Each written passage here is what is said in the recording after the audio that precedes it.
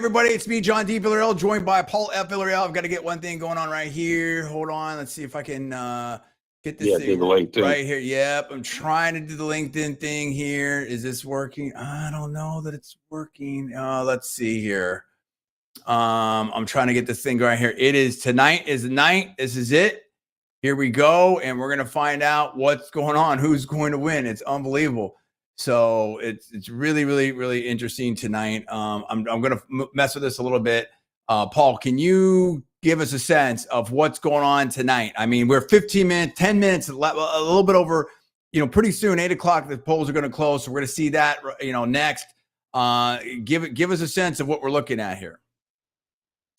Yeah, look, so, okay, right now it looks like President Trump is going to win an absolute blowout in Florida. That's one of the early things standing out. Of course, he has already won and been called in the states of Kentucky.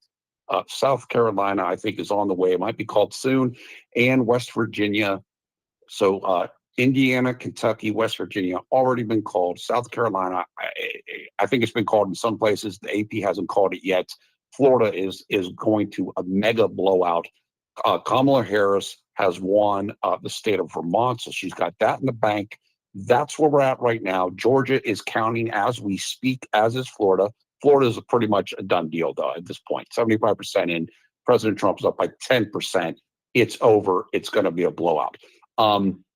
Georgia's just at the early stages. Right now, I think President Trump's at about 60%. Of course, we expect that to come down a bit. But right now, things are looking good in terms of an overall sense.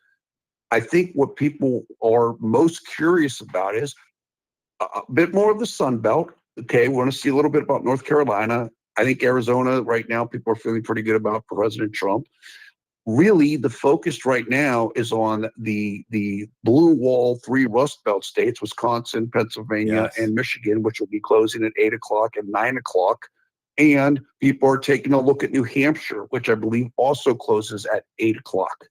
So that's where kind of things are at. So we're still waiting for more. There's been different reports about Philly turnout, that it's really high or that it's not that great. I don't know what that is right now. We're still waiting to find out more about that. But that's kind of an overall set of where people are at right now. Interesting. Absolutely. And we're going to be covering this thing. It's going to be, we're going to be here all night. It's going to be we'll see as long as it goes. I'm trying to get the LinkedIn stuff going on at the same time. We have some different results. Let's put up as right now, the Real Clear Politics here. We can do a little screen share and just kind of look at where we're at. Hold on a second. Let's get this out of here. It is, we have as you said, we do have some results here. We do have Trump Vance over Harris Walls, just some early stuff right here. Senate's looking good. Looks like Republicans have picked up one. House. Yes. I picked up West Virginia. That is correct. Yes. Yeah. A lot of stuff going on right here. So, I mean, we're early here. Ohio, we're starting to see some things from Ohio. Super early. West Virginia is looking strong for Trump. Vermont, we expected that. Obviously, Indiana's looking very strong for Trump. Kentucky, very strong for Trump. So we're seeing that coming in. Obviously, there's a lot of stuff we're early tonight. We're just getting started. It's going to be, big tonight. Again, I'm trying to effort this LinkedIn live because obviously people want to see this live and for obvious reasons. So we're trying to get that done. So just give me some time on that. Paul, you've been following stuff all day on X, and there's been a lot of stuff happening here. A lot of people have been pumping up. I would say that a lot of people feel very, very good about where we're at on the Republican side. You see people that are pumped up and feeling good. On the Democrat side, I don't see that. I see some nervousness. Now, it's early. Anything can happen. We know that. But what's your take on that? I mean, what do you make of that situation? Do you put any stock in that? Do you think that means anything? What do you think? Well, look, I mean, obviously, people can feel something and they could be right or they could be wrong. I do know that Charles Gasparino, the journalist, said that he was in contact or he had heard from the Trump camp that they're feeling really good. So I think that there's more optimism on the Republican side in general. There are people on the Democrat side feeling like, hey, we're going to get the big turnout in Philly. We're going to take Pennsylvania. So there's some feeling like that, like maybe they could just squeak over the finish line here by defending the 3 blue wall states. I think one thing that people have been pretty happy about today on the Republican side is that they believe, in my opinion, that most of the election issues that have come up in terms of like voting machines going down or malfunctions, this type of thing, I think people believe that most of those have been handled pretty well today. Of course, some have come up. It's just they're going to come up. I think that people feel like, though, that the RNC, Lara Trump, Michael Whatley have been on things very quickly. I know a couple issues came up in Pennsylvania. I think they've been handled pretty well from what I can understand. So I think that's one thing that's kind of bolstered the confidence of Republicans, that it's like, okay, this doesn't feel like the 2020 election all over again. Absolutely.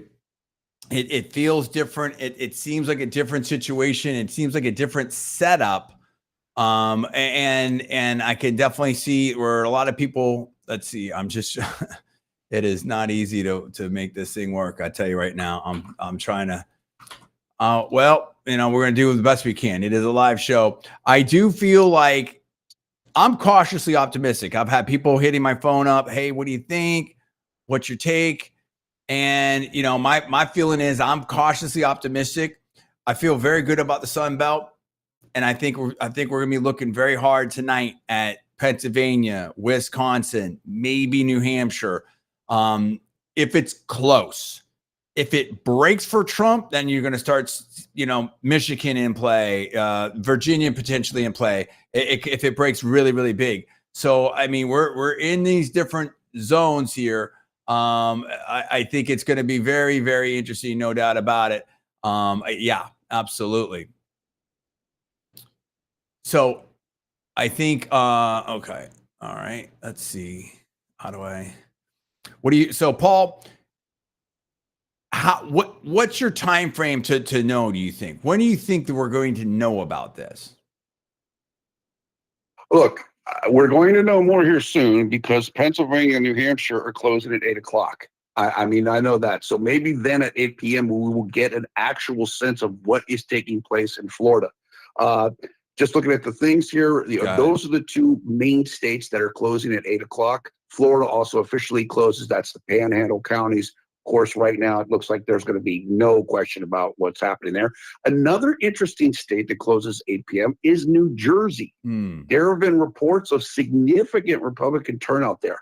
Now, I'm not sitting here telling you that President Trump is going to win the state, but if he gets close, if it becomes closer than what people expected, that may give us an indication of what is taking place across the country tonight. So I think between 8:00, 9:00 Eastern, then we're going to really start getting clarity. I think everything but Nevada closes by 9 p.m. Eastern time in terms of the swing states. Absolutely. Absolutely. Very, very crazy stuff right now. Definitely very interesting. I'm liking where we're at right now. I really am. But I'm also, like I said, cautiously optimistic. We're going to know so much more. That's why I want to get on the air here before 8:00, because I think 8:00 is going to tell us a lot, and we're going to have to just parse through this thing. It's going to be very, very close here. I think it's going to be very interesting of what we're talking about here. We do like South Carolina, West Virginia, Kentucky, Indiana. Definitely looking good for President Trump. It's oh man, it's pretty crazy here. So yeah, I mean, and Vermont's governor, who's a Republican, also won too. So we're seeing some different things out there. Confidence level that you have, Paul. I mean, are you? Yeah. How confident are you, man? I mean, I'm pretty confident. I'm not 100% confident, but I'm pretty confident right now. I think the reports have been good out there. Yeah. We're going to be looking at X. We're going to be looking at again, we are minutes away from an update here that we expect an update within minutes. So we hope to be getting that. I think your level of confidence at this point. Well, look, I'll just tell you this. I personally feel pretty confident. I do want to know about the thing with Philadelphia. However, I just saw that Poly market now has Trump at 68.5, which is an all-time high, at least for him against Kamala. I don't know, it might have gone a little higher against Joe, but this is basically about his all-time high. And we're going to go to this right now from Mark Halperin. And this is, I think you already mentioned this a little bit, but let's just go to this right now. Mark Halperin saying Wisconsin's not looking. We'll let him talk right here. The main focus in the political world has been on 3 states, Georgia and North Carolina, because the assumption is that those will be able to be understood early and maybe projected early, and Pennsylvania. Easily, the main focus of the Harris campaign, the Trump campaign, and the political world has been on this question of, primarily, is Philadelphia turning out enough to allow Vice President Harris to win the state? Now, I will tell you, as a subclause, before I get back to the 3 main states, my reporting continues to be that Wisconsin is looking very bad for the Democrats. Yeah. And that Milwaukee turnout is not what it needs to be for her to win the state.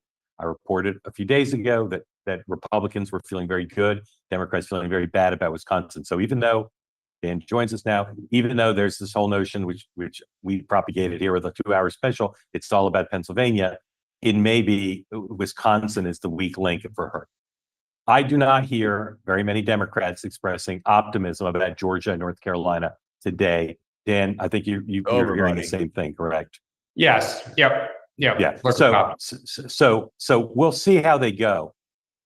Governor Kemp is expressing great confidence that his party will win Georgia. North Carolina Republicans, remember the chairman of the RNC is from North Carolina. I'm not telling you Kamala Harris will lose both states. You can see the Democrats, buddy. It's they're not feeling great about it, Paul. We're seeing some different things right here. I'm telling you, it's here we go. 8:00 right now. Let's see if we get an update. Yeah. It is 8:00. Let's try to get an update right now. Go ahead. Go.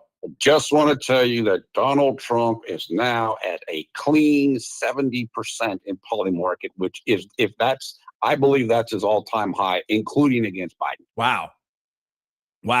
We have some slight update right here. We've got Trump Vance at 54.7%, Harris Waltz at 44.2%. We are monitoring this.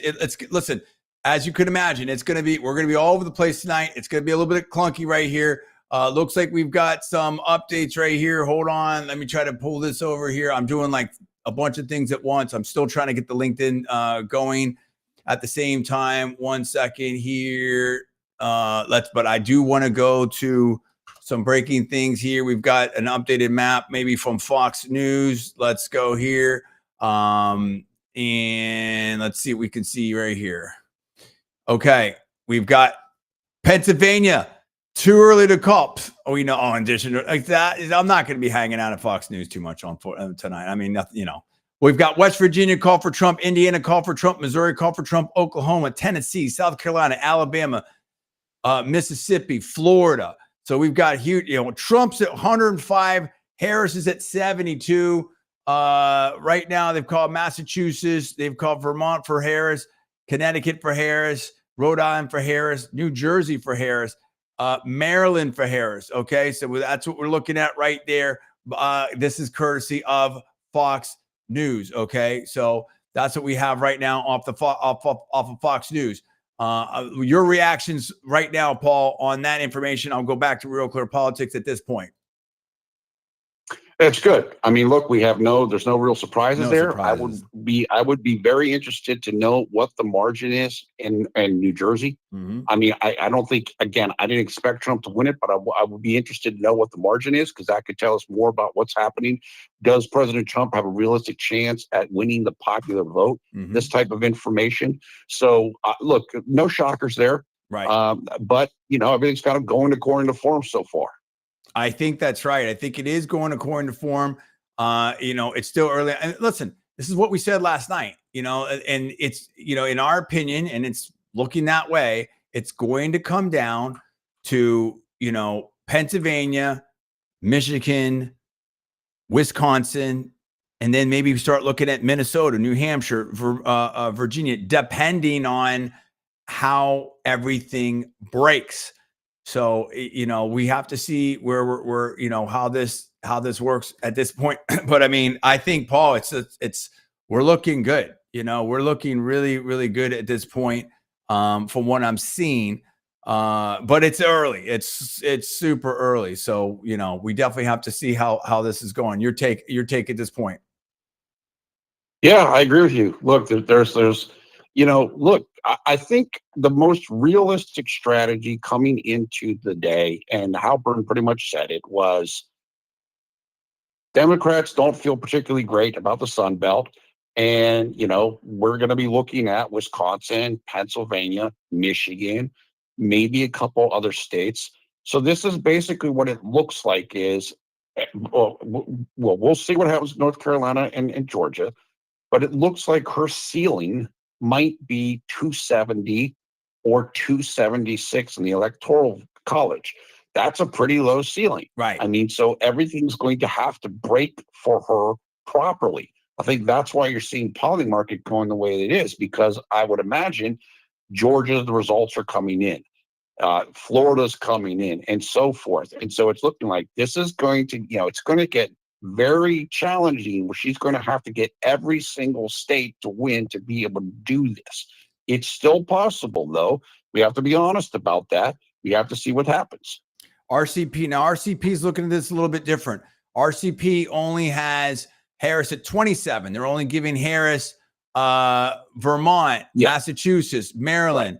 Right. We've got, go ahead. You know what that is that's just different news agencies calling or not calling states quicker. Yeah. That's all that means. Right. So, I mean, obviously, you know, I don't think we're looking at some tectonic shift here.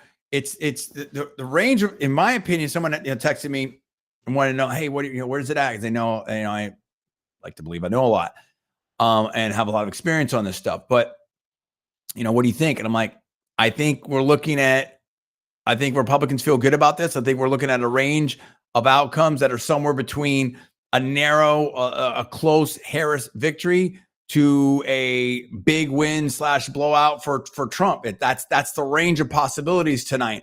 I'm seeing a lot of anecdotal evidence that, you know, the Republican vote showed up a lot for Trump today. I think it was early strong. Then it trickled off. People were getting a little bit nervous. I saw some posts from Charlie Kirk and other people, and then it picked up again big. And you know, a lot of, you know, men have come out, Amish have come out, you know, GOP have come out, GOP women come out.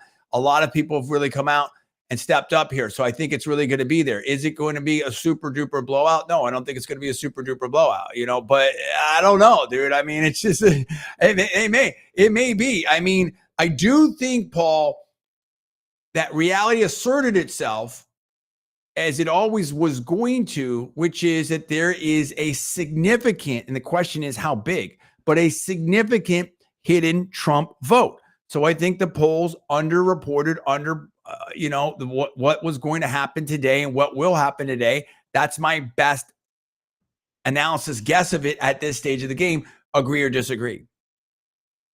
I agree. And look, we've talked about this. And again, this is all percentages and what could happen. We don't know yet. We're still learning. But the range of outcomes appears to be, and it's playing out this way, a very narrow Harris win or a narrow to large Trump win.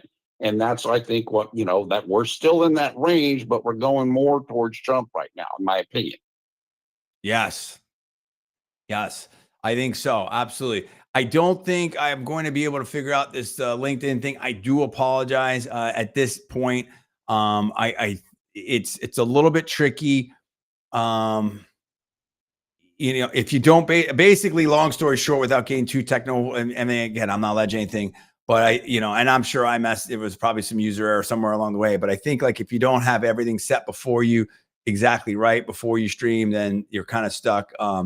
But we'll see. I mean, you know, it is what it is, and I will repost it on LinkedIn. But I'll still work with it a little bit. But I think that ship may have sailed. So okay, that doesn't matter. That's basically irrelevant. But okay, in terms of, you know, we got to keep working. Now, what's interesting here is we're seeing some different things here. I just saw something. We We saw the RCP average, 48.6, 48.7 Harris. We saw the RCP electoral map, 219 Trump, 211 Harris. They had Arizona, Nevada open, Wisconsin. It's, always, now if you have no toss-ups, 287 Trump, 251 Harris. Let's look at that right now. Let's go to that right now. That may be, we'll see. Maybe that's where it is. If you go, okay, this is with toss-ups. And then it'll flip over here with no toss-ups, and you can see where the activity is here. I think those two are going for Trump. I'm real confident about that, and I feel pretty good about some of these as well.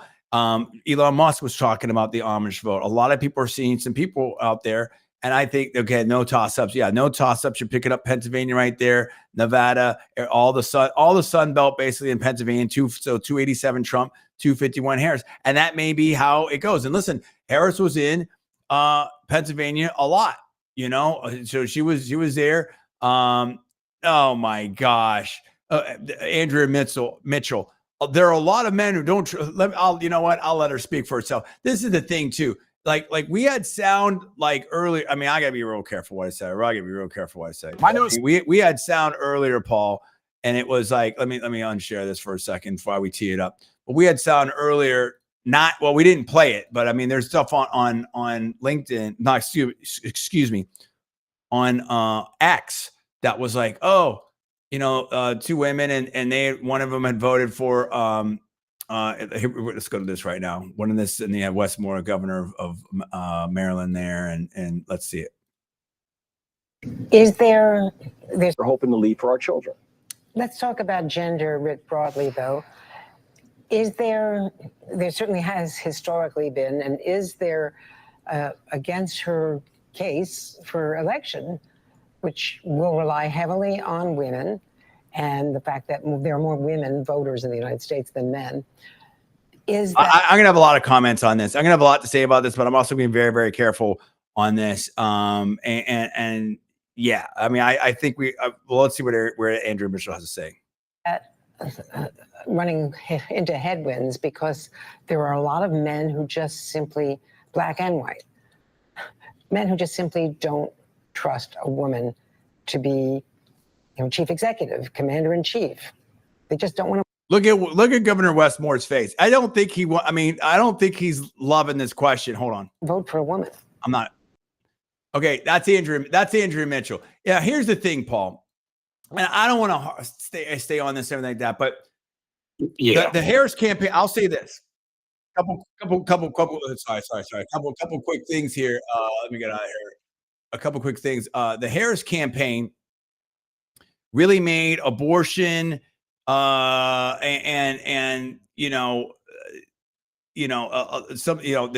lot of these central issues. And really played up, they had the ads where, the two women go in there and the husbands are pressuring them to vote for Trump, and then they wink and nod and they're going to vote for Harris, and really played into, I think, the first woman president, all that type of stuff. Yeah. There was also on X, I think it was CNN or something, like, interviewed two women. I'll find it. And it was like, oh yeah, I voted for her because she's a woman and for the choice issue and stuff like that. I love the way that's totally great. No problems with that. Shoes on the other foot here, as Andrew Mitchell said, oh, we can't have that.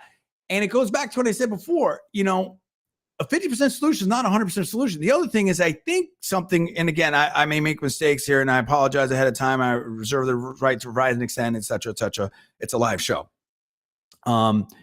And when you talk for whatever we're going to do tonight, 2 hours, 3 hours, 4 hours, and you're moving fast. I think there is something to the extent of, and this is where I thought was a real flaw in the logic, if you will, of the Harris case in the last 24, 48 hours of how they were going to win. And they may win. But it was like, I think there was at that point 10%-ish more female voters than male voters. And they're like, well, we're going to win because women are going to power up the polls. So wait a minute. How much can women outvote men by? If you look at like the demographics of the country, isn't like 52, 48. So I think, women outvote men. as it is. I mean, what was the strategy here? Number one. And number two, this identity politics and stuff, it's like in Andrea Mitchell's statement there, it's like, there's some men that and how do you know? Did you poll people? Like, how do you know? I mean, theoretically, I'm sure, and I'm not saying that they're, I mean, again, it's almost like, Paul, if you don't vote for, this is, again, Rush Limbaugh would always say this, if you don't vote for Harris, there's something wrong with you. You're a bad person. You're a sexist or something like that. But if you have people on camera saying that they're voting for Harris, at least in part simply because she's a woman, somehow that's great. That is, I think, what a lot of people feel is wrong about that. They're tired of the thought police. They're tired of the word police. They're tired of the double standards. They're tired of the identity politics. And it's no different than, I mean, I don't want to, Nikki Haley's been doing a great job and we appreciate that. But Vivek Ramaswamy and Nikki Haley got into those kind of conversations in the GOP primary. Hopefully I've said that right. We love everybody. We're for everybody. We don't care who, it doesn't matter. If you're great, then we're all for you. You know what I mean? It doesn't matter. Look, we got a lot of great women on our side. Again, the Mark Cuban idiot. Where's your comments against Mark Cuban? Where is Mark Cuban? Where's he been? Where's he at? Is he around here? Andrea Mitchell, we've got, great women on the Republican side, Kayleigh McEnany. There's so many, Alina Habba, Tulsi Gabbard. There's just so many. It's legion and it's growing. And, I think people are sick of that kind of framework, Paul. I want to get back to, I don't want to get swerved here. And I get, I didn't want to talk about this stuff tonight, but it's just so egregious. It's just so egregious. You just already see the excuses starting up and stuff like that. How about the fact that she just ran a terrible campaign? She may win, but she ran a terrible campaign. Your comments, Paul? She has run a bad campaign, and honestly, let's be clear. In my opinion, she's a bad candidate. She's not a compelling or a candidate, and so I think that's an overwhelming thing with her. As you said, I know plenty of Republican men who are completely comfortable, would be completely comfortable voting for a woman. Excited. You put up somebody like, you put up somebody like, she's not, well, she is a Republican now, but somebody like Tulsi Gabbard. Fantastic. They respect her. Absolutely. They respect her. She's a veteran. She's very intelligent. She's extremely well-spoken. That's somebody that Republicans would vote for. That's somebody that all different types of men of different parties would vote for. But Kamala Harris isn't that level of a candidate, in my opinion. And so you're not going to be able to support that. Look, I can tell you somebody in our family who was a Democrat she just wants the best candidate. She was perfectly comfortable for a while with Joe Biden. It didn't need to be somebody else. It doesn't need to be a woman. They just want this person simply wants whoever the best candidate is. That's how it should be. Yeah. This is the thing. We have to retire some of these old attacks, stereotypes, aspersions, all this type of stuff. Is the world perfect? No. Is America perfect? No. Do we still have work to do? Sure. But this identity politics, like there are so many right now, great senators, governors, leaders, Congress people on both sides of the aisle. The bench is deep. It's growing. And people want a leader. People, I don't think that is any significant barrier whatsoever at this point, Paul, because I mean, for any amount of people that you can say, and again, I don't want to say the wrong thing, but it's like, it just shouldn't be a thing. And that doesn't mean that there aren't challenges. Okay. But for whatever percentage that you're projecting out there that you think Andrew Mitchell might be right about that. What's the percentage that might, like those two, let me pull that up, the two women that might vote for someone, or the positive media coverage or whatever, because I mean, again, this is why Elon Musk, Naval, Bill Ackman, so many different leaders, again, Silicon Valley, I told you that this was going to happen. I was so ahead of the game. At the end of the day, it's about competence. It's about performance. Kamala Harris ran a terrible campaign, period. Whether she wins or loses.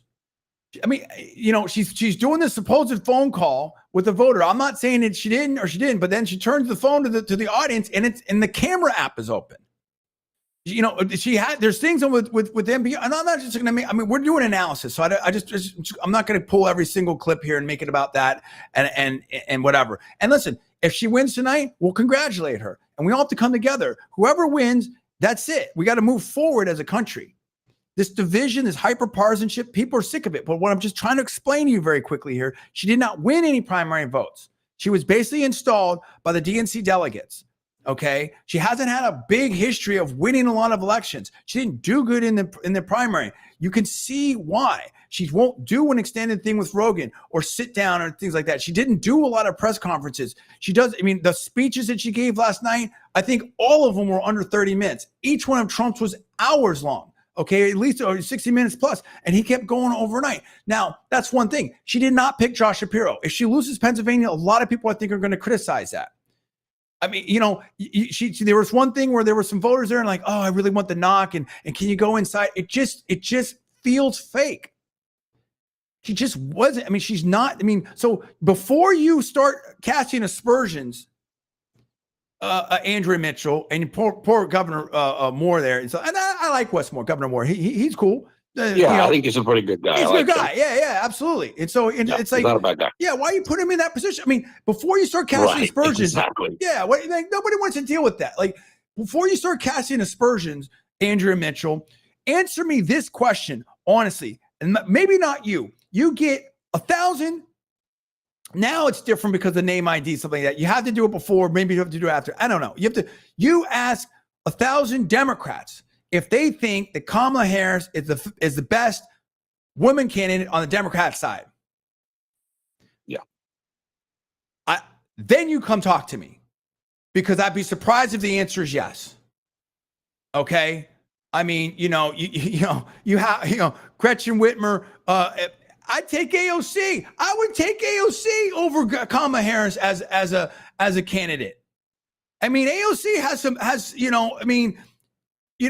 kind of like Trump, high highs, high low, low lows. I mean, there's some problems there. There's some issues there as a candidate, but she's got tremendous capability as well. And, and stuff. I mean, you have Jennifer Granholm, you have Hochul, you've got so many women that can step up on the Democrat side and the Republican side that can do this. We have to get past this. This is the problem. When you have a situation, and I got my swerves here. I got to get back on track. But it's just so infuriating, this whole thing. And this is Paul. You know what? I'll come back. We'll come back to this. This, I think, is what is emblematic of part of what this election is all about. You've got people that are running venture capital companies or running space companies, like Elon Musk, where it's all about meritocracy and performance, where you have to be able to perform. And you have, a media and a Democratic Party in some ways that just want to have different standards, where it becomes about politics and it becomes about other stuff. And people are saying like, no, dude, the country's broken. Again, the two different messages. It's broken and I'm going to fix it, and so it's again, it goes back to this meme of that Elon Musk put out there of, the house on fire, and it wasn't his, he just retweeted it. And the person's like, the house is on fire. And the person's like, but abortion. It's like, okay, no one's saying anyone. I mean, obviously an important issue. A lot of people have strong feelings on that, but there's a lot of other issues too. Paul, your comments. Yeah, look, again, I think you said it right, which is this is part of what the election is about. Right. Which is we don't want to focus on these side tangent. This is the first this is the first that thing. We're talking about performance and what can you get done and what have you done. That's the thing here. We have two candidates that have records. Yeah, we know what President Trump did in office. We know what Kamala Harris and Joe Biden did while they were in office. This isn't about a whole bunch of other things, especially at this moment in time. Remember that jobs report we just got. This is about what are you going to do when the economy is not great, the inflation is bad, and the border is wide open. Let me say that's what this is about. It's not about who you are as an individual. I apologize. I want to let you talk because we've been gone for a while, but I just thought of something that's so obvious but it's maybe the best point that could be made. You're basically, I'm going to phrase this question. Are you calling the electorate sexist, Andrea Mitchell? I'm just asking a question. Are you? I don't know. I'm asking, what do you mean by that? You saw Governor Moore's face on that. Because here's the thing that's funny about that. On the one hand, you say that, Kamala Harris is so accomplished and stuff like that. Okay, great. She's the sitting vice president. She's a sitting vice president. What else do you want? She is the sitting. So then you're going to tell me that people didn't support her there. They didn't really vote for her. I thought it was a Biden Harris ticket. That was all pushed there. So are you telling me that people didn't vote for her when she won before as vice president? So, I mean, it's different than the president. Just stop, dude. We have so many governors. We have senators. We have Congress people. She's a sitting vice president. So did she earn it with the votes or did she not earn it with the votes in 2020? If she earned it with the votes, then you cannot call the electorate en masse sexist. Which is it? You're just not being logical. And this is and again, if you show me that she ran a great campaign, because she did, and I can show you probably a half a dozen or more mistakes in the last week. Just campaign malpractice, dude, in my opinion. I've been involved in campaigns. I've consulted in campaigns. I've been involved in U.S. congressional campaigns, U.S. Senate campaigns. I've done really, I don't want to like, there's things you can see that are so bad. And it's just, and this is the problem, Paul. They do not want to take the L. They don't want to take ownership for the defeat if they lose here. Let's get to some results here. And so I just wanted to say that because logically, like this is the same thing. She's a change candidate. She's a sitting vice president. And that's I thought about it. She brought it up. We've had the A/B test, dude. She's in office right now, Paul. It's not, people aren't happy. Yeah, look, again, it is infuriating. It's whatever. But again, that's part of the issue of this election. Do we want to continually be swerved into these kind of sidelight issues that really aren't that important? Or do we want to focus on the central issues, which is job performance in large areas like the economy, like inflation, like the border, like foreign policy? Do those things matter, or do all these little side things matter? That's, I think, a lot of what this election is about.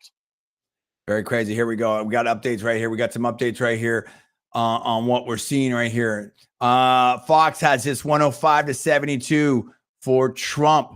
Okay, they are not calling North Carolina or Georgia. Real Clear Politics has this 105-71, so right in that same kind of zone. A pickup of one for the Republicans in the Senate, -1 Democrats in the Senate, U.S. House. Last thing I'll say about that, moving on. I'm super excited to vote for whomever. Okay, a woman, doesn't matter. Fill in the blank. Could be a Martian. I don't care. I mean, as long as they obviously within the Constitution. You know what I mean? I'm being a little bit facetious here to make a point.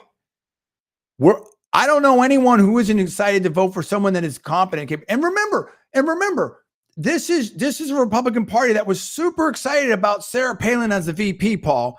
So it's like, yep. And that was years ago. That was years ago. So, you just got to stop with this, we've had a Speaker of the House, Nancy Pelosi. Go ahead, Paul. I just think that it's exactly what you said earlier, which is people are looking for excuses. Obviously, Andrea Mitchell, in my opinion, thinks that Kamala Harris is going to have a tough time winning this election. And so let's start making up reasons why she didn't win, which don't include she's not a good candidate. Her record isn't that good. Yeah, remember, before the switcheroo in July, she was the worst. She had the worst approval ratings of any VP ever. Let's be real here. Well, and again, like it was like when I remember when she was appointed senator, right? And it was like, I think when Feinstein left or Boxer left, and it was like, I think it might have been Boxer. I think it was Boxer. Yeah, I think that's right. I think it's Boxer because Feinstein was still in there recently. And it was like, the rumors were, hey, you have to appoint, And same thing that they've said about Supreme Court justices. Like, what are we doing? And the same thing about with her as the VP. What are we doing, it's the dude? Same type of thing. What are we doing, dude? I mean, it's like, yeah. So anyway, that's it. I'm enough of that. Bottom line for us, just so it's very clear on the record here, and again, not that we shouldn't have to say it, but just, Paul and I, and you can speak for, I think I speak for you, Paul. We're for everybody. Peace, love, freedom, opportunity for everyone. Who may the best person win. That's it. That's all. We support everyone that supports, freedom, opportunity, equality for everyone. That's what it's all about. That's what America's all about, and stuff like that. And, you got to get out of this situation. That doesn't mean that we don't recognize the history. We recognize the history, but we're here now. And two wrongs don't make a right, and all that. And I think that there is, what the Supreme Court, there was a time period and the Supreme Court addressed that in there. I don't want to get swerved in it. Anyway, we're for everybody. That's the bottom line. Peace, love, freedom, opportunity for everyone. And there's plenty of examples of that. Obviously, of us on the record. I've consulted for candidates. Okay. Give me a break, dude. And then obviously, so that's just unfortunate from Andrew Mitchell. That's all I'm going to say. That's all I'm going to say about that. But listen, Paul, this may be the first of what we see of this, because if it goes the way that we think it may go with Trump, we could see a lot of, and we're not trying to be mean, but we could see a lot of disappointed Democrats. I remember in 2016, MSNBC, it was almost like watching a funeral or something like that. We saw the screaming, we saw the crying and stuff like that. And we're not taking any glee in that. But and in fairness on both sides, listen, this isn't I'm sorry, one last thing. I apologize. I think a lot of people are very interested in this election, and I think whichever side loses, I think they're going to take it a little tough. Maybe. Go ahead. Look, I think the thing is that there's people, in my opinion, people like Andrew Mitchell, people who are establishment people who have been in politics for a long time, and they consider themselves, in the know and intelligent. They still don't want to accept President Trump as a viable political figure. It's still kind of like he's the outsider. This guy can't really win, can he? Yeah. Against whoever it is, even if it's somebody who is not a great candidate like Kamala Harris. Look, because we've discussed in other words, like Ric Flair can't beat Ric Flair as a heel can't beat Hulk Hogan without a foot on the rope with a chair. Exactly. And that's the thing, is they just don't want to accept what people are telling them, what voters might be saying to them. And I think that's a big part of all of this. And it's like, look, remember what happened in 2016 when Trump won. It was a fluke, and he's a reality show host and all this nonsense. Everything to downplay the voters were doing a tantrum. They didn't know what they did. Right. Like, come on. So now, right. The don't want to accept a female commander in chief is the new voters throwing a tantrum. That's exactly the type of thing that we're talking about here, in my opinion. Yeah, that's crazy. And it's just, it's unfortunate. It's unfortunate. And the thing of it, listen, the reality of it is, Paul, we may see the first female president coming from the Republican side and stuff like that. Although I think obviously J.D. Vance, as I said, has just proven himself a superstar, and I knew he would. And the bench is deep. We can report that local congresswoman, or at least what used to be my congresswoman, no longer local to me at this point, regional maybe, but Anna Paulina Luna has won again. So congratulations there to Anna Paulina Luna. All right. So that's great. But we're seeing. And Byron Donalds. Rick Scott, etc. Matt Gaetz. Let's go. All of those tremendous talents right there. Rick Scott. Byron Donalds. Byron Donalds has just done incredible things. Has done really well. Vivek Ramaswamy. You're really seeing it. You're Elise Stefanik. You're seeing so many people that have stepped up on the Republican side. And when Mark Cuban really stepped in it, in my opinion, we saw a huge, outpouring of these strong Republican women and stuff like that, doing their thing and whatnot. And this is the thing, Paul. This, I think, was a problem with the Harris campaign. One of the problems, there's a lot of problems, in my opinion, was it felt a little exclusionary. You know, it was just such a focus on, you know, abortion and certain these issues. And it wasn't until the end there, they had that little hot mic situation with Gretchen Whitmer of, yeah, we're having a problem with men and stuff like that. Then they had the little video game session with AOC and Governor Walz, where someone was going to run a pick six. Like, you don't run a pick, like that's not a play. Like, it's like, you know, and so, and the point is that, as I said, a 50% solution is not a 100% solution. The instinct on the left is to, you know, if you're on the right, we're going to exclude. I saw something, I don't want to name it, but I saw something on LinkedIn. I won't be very, very vague here. And I have no verification of this. I don't know. I'm not alleging anything, but I just saw something, I believe, in my personal opinion. Someone's applying for a pretty serious job, and it looked like they were good. And then somehow they you know, I'm going to be very vague and kind of, apparently, potentially, that they did not get the job because someone's checking out their LinkedIn and say, oh, they're a Trump supporter. Like, we got to stop. If you can do the job, you can do the job. Politics shouldn't be involved in jobs. When you're in the business of boycotting and excluding and shaming people, you know, that's not good. You can't, you know, politics is the business of addition, not subtraction. And, you know, if you're constantly going with one thing, then you can see where people can, you know, feel excluded and stuff like that. And I think that the Republican Party has done a really good job of being the big tent, if not a super big tent party, bigger tent than I've ever seen it before. I mean, we've seen everybody welcome, a lot of people coming in, Nicole Shanahan, Robert F. Kennedy Jr., Ron Paul, you know, there's so many different people that are stepping up now and are really getting involved here. And I think that's really the problem. And instead, of course, there's going to be some differences. And this is the thing, you know, for the party that can't define the differences, they sure like to focus on the differences when it comes to, you know, politics and stuff like that, sometimes potentially. And again, I'm not alleging anything, but it's just like, look, you know, you got to talk about human issues and stuff like that. I don't think that there's like, you know, I think it's, you know, there's so much more I could say, but I mean, I think we're good on that. I mean, because I've said it before, right? And this is about election coverage and stuff like that. And this is the problem, is I think that the Democratic Party was as it has existed. And we'll see. This could be the changing of an era, Paul. This could be the changing of the Obama era for 16 years, stuff like that.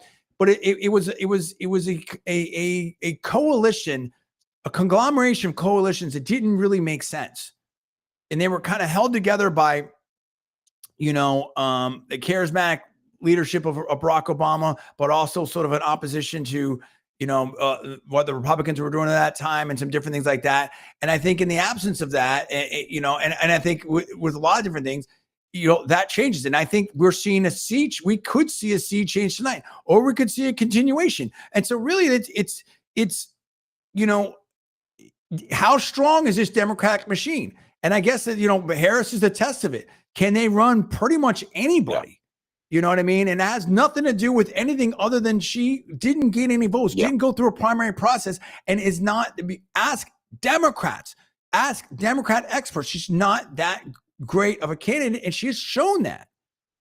Okay. And I mean, you can't say someone's a good candidate if they basically kind of refuse to campaign. Okay, they won't do interviews. They won't do the extended Rogans. They won't do press conferences. Or I mean, very, very sparse. So I mean, what are we talking about here? Why should the American public, Andrea Mitchell? Why should the American public vote for someone that won't subject themselves to the campaign process, Paul? Yeah, look, I mean, look, it's exactly what you were saying. I think a big part of her problem, remember, we were going to do the shortened campaign, and that was going to help her, because it was, you know, we're just going to get the big PR push and everything's good and all that. And was, of course, we all know that that's what happened at first. The problem is, and this is what I think part of what you're alluding to, nobody got attached to her. There is too little amount of time to get a feel for her. Now, I think they were hoping that was going to kind of contain perhaps some of her flaws, but it also doesn't let anybody feel like, why am I voting for this person? That's beyond perfectly said. Beyond the machine. Yeah. Yeah. Okay. Machine tells me to vote for, but what is my emotional investment in somebody? I don't even know who they are. Well, I think that really hurt her in this race. Very well said. I'm glad you brought that up because it's beyond that. You know what it is? It's like exactly that. If you add, and they did it. I've seen, I believe Charlie Kirk, Benny Johnson, some other people. Maybe I'm wrong, but I'm pretty sure I've seen this video multiple times. They would go and ask Harris supporters, "Hey, why'd you vote for? Which policy did you like?" They'll ask a line of people. No one can name anything.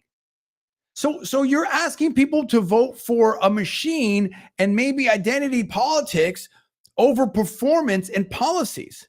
If we're going to be in a situation where we are, it's one thing to say we need to work on things and stuff like that, and we're not perfect and we have history. Okay.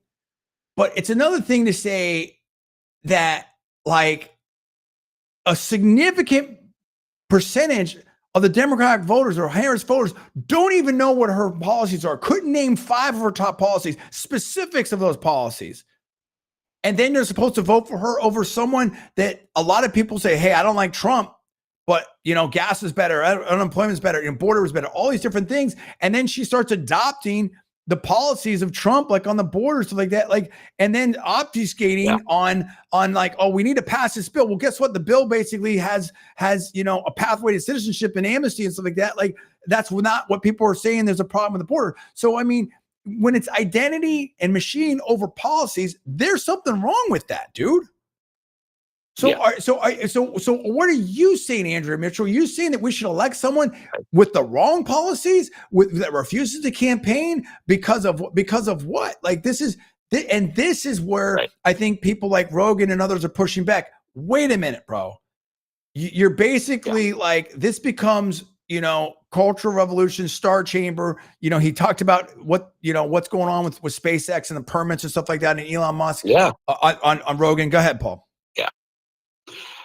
Yeah, I think when somebody said this, and I have not had a chance to listen to that entire podcast with the new one with Elon and Joe Rogan. But one of the things that somebody pointed out was like, look, I think when really you got Joe Rogan on board here was when he was talking to him about that type of thing. He was talking about what is going, the kind of, the government kind of, questioning Elon extensively. And look, if we don't win this election, and I am the person who has X, that is probably the most free speech friendly thing, what's going to happen? Yeah. Are we going to lose essentially free speech? Now, remember, Joe Rogan, if people forget this, the left has come after Joe Rogan before. Oh, yeah, they did. So, like, he understands how this can go. Mm-hmm. And I think Elon just kind of shook his memory. Hey, bro, it's happening to me. It can happen again to you, too. And it can happen to everybody else. Very well said. In fact, I don't want to misread it, and I apologize, Elon, ahead of time. And also they were talking to Bezos and Zuck, and I think and I think Sachs and other people saying they're coming after whatever. Don't think that we're not next. I think David Sachs said that, whatever. But I felt like I may have misread it, but maybe Elon's getting a little emotional there. Dude's put it all on the line. He has no illusions. If Trump loses it, they're going to come after him. He talked about the line there from one of Stalin's dudes, show me the man. And this is the quote, show me the man and I'll show you the crime. And then in other words, they can find anything on anybody. They can make anything up. There's enough laws in the books. If they want to, if you're the target, it's over, dude. That's what that line implies. I'm not alleging anything here, anything like that, or anything about any administration, whatnot. Sorry about that. My lens is a cinema lens and it does slow focus spool. So if it goes out of focus, it takes a second. Love that lens though. So, this is what we're talking about. When we get into a situation, listen, we need to, and listen, not in defense, but of Andrea Mitchell, but in defense of the concept, when people, when Obama got elected, and I've commented this on the thing, on one level, you can understand why people can be excited for a historic presidency or something like that, because we want everybody, conservatives, everybody should want libertarians, all of us should want a country where everybody feels like they have a fair shot, an opportunity, equality of opportunity. Anyone who fits the requirements of the Constitution should be able to be president. 100%. Everybody's on board with that. Again, what have I said? What do I say all the time? Peace, love, freedom, opportunity, equality for everybody. That's what we're all about. New point. What Musk and others are talking about is when you have politics that's driving decisions on permits, politics, election, school admissions, all these different things potentially, society breaks down. Atlas shrugs. When it becomes who's in favor, who's out of favor, and at a certain point, we've seen it historically over and over again, the left will turn on itself. We've seen that. Ask the Cuomo's how that worked out. I mean, you're talking about legendary New York family. You talk to Chris Cuomo. Yeah. Hey, ask Eric Adams. Ask Eric Adams, players. Yeah. What's up with that? I mean, so ask him how things are going. How's how it he going? Feels about everything. Right. And so then you start getting into nonsense land, where things don't make sense other than who's in favor and who's out of favor. And again, I'm